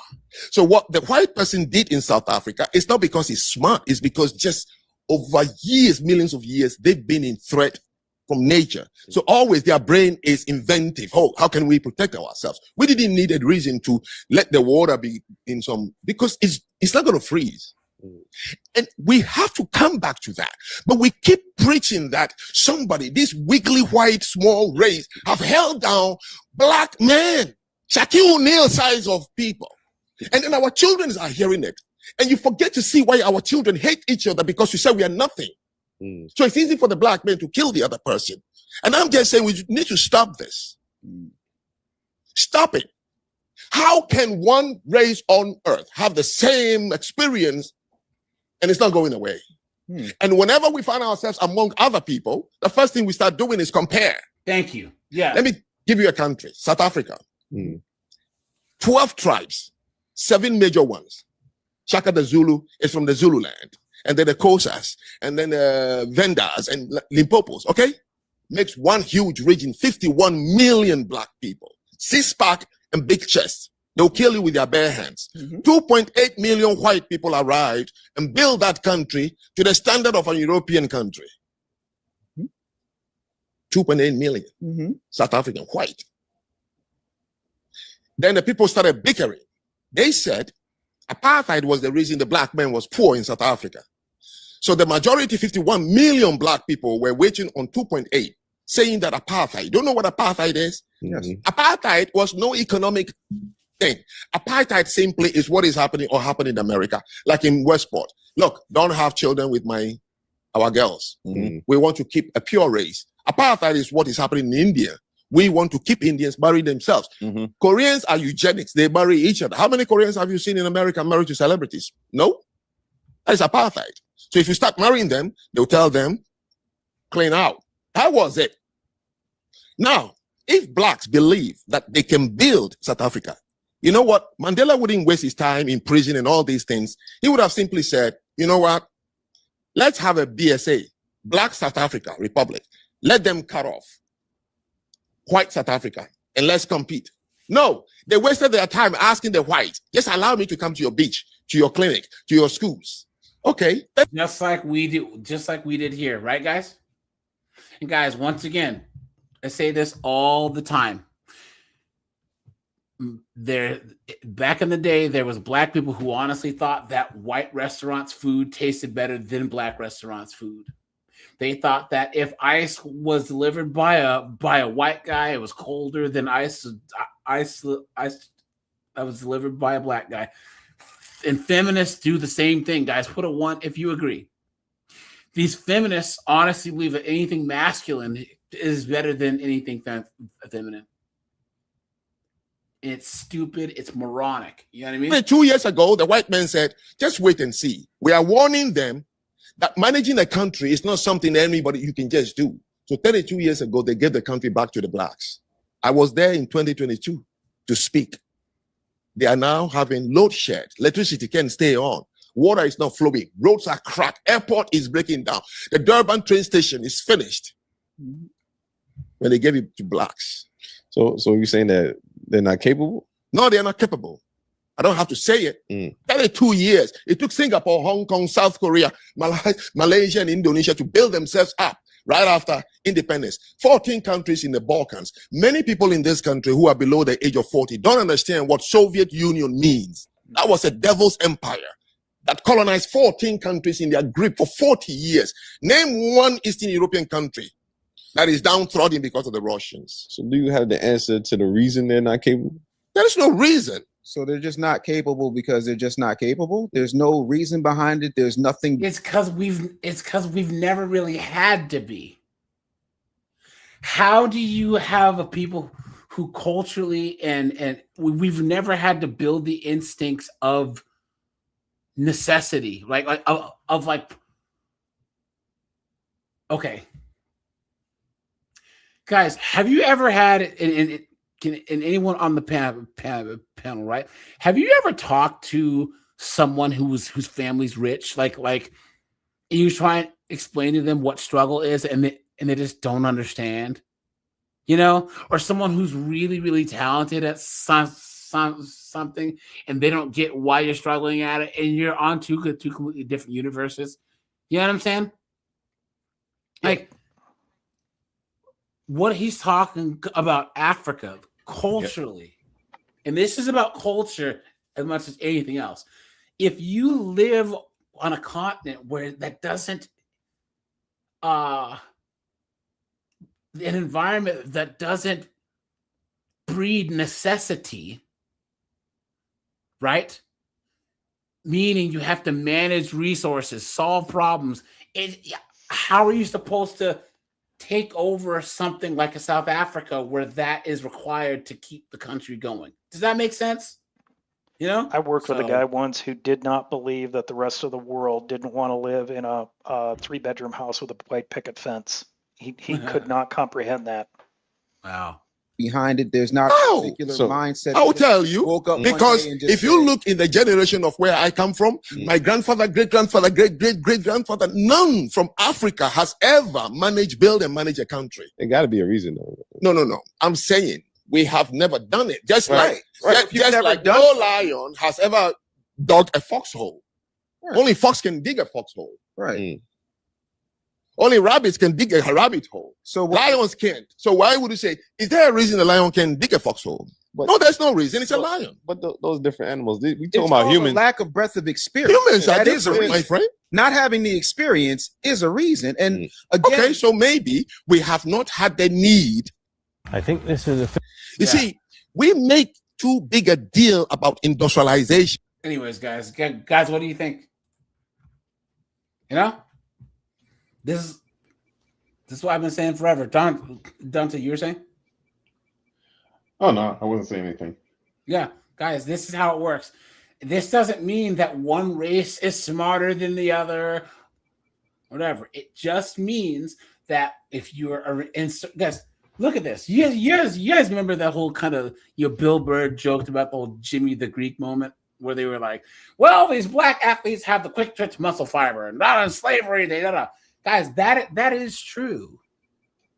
Look at why cultures that grow up in like strife, hard areas are always the best athletes. Look at the Dagestanis in the UFC. Guys, they've been ethnically cleansing each other for generations. Bopping each other upside the head with clubs for thousands of years. Look at the people who live in Denmark and Norway and Iceland. It's hard to live there. It's hard. So you look at these Brock Lesnar style dudes that immigrated from Denmark and Iceland, and those are the wrestling team guys. Those are the white football players. You know what I'm saying?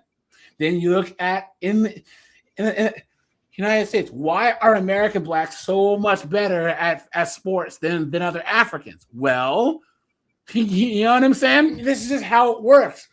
Brazilians, there was slavery there. This is not like rocket science here. Look at the Samoans and all of them. It's tough living on those islands. So the strongest survive.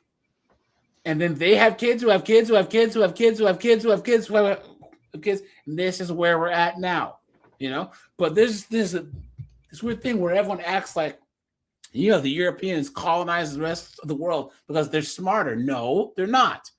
It's the environment bred a culture, a way of thinking, and a group of people who could take what they know and learned and just develop technology, have diseases or whatever, and just take over the world. It just is what it's not right. It's not wrong. It is what it is. And in the moment that you get rid of this universal sense of fairness, guys, and just say, stop saying it's so wrong, and just say it is what it is, the better off you'll be. So, all right, guys, I appreciate you. Talk to you later, guys. Bye, guys. See ya.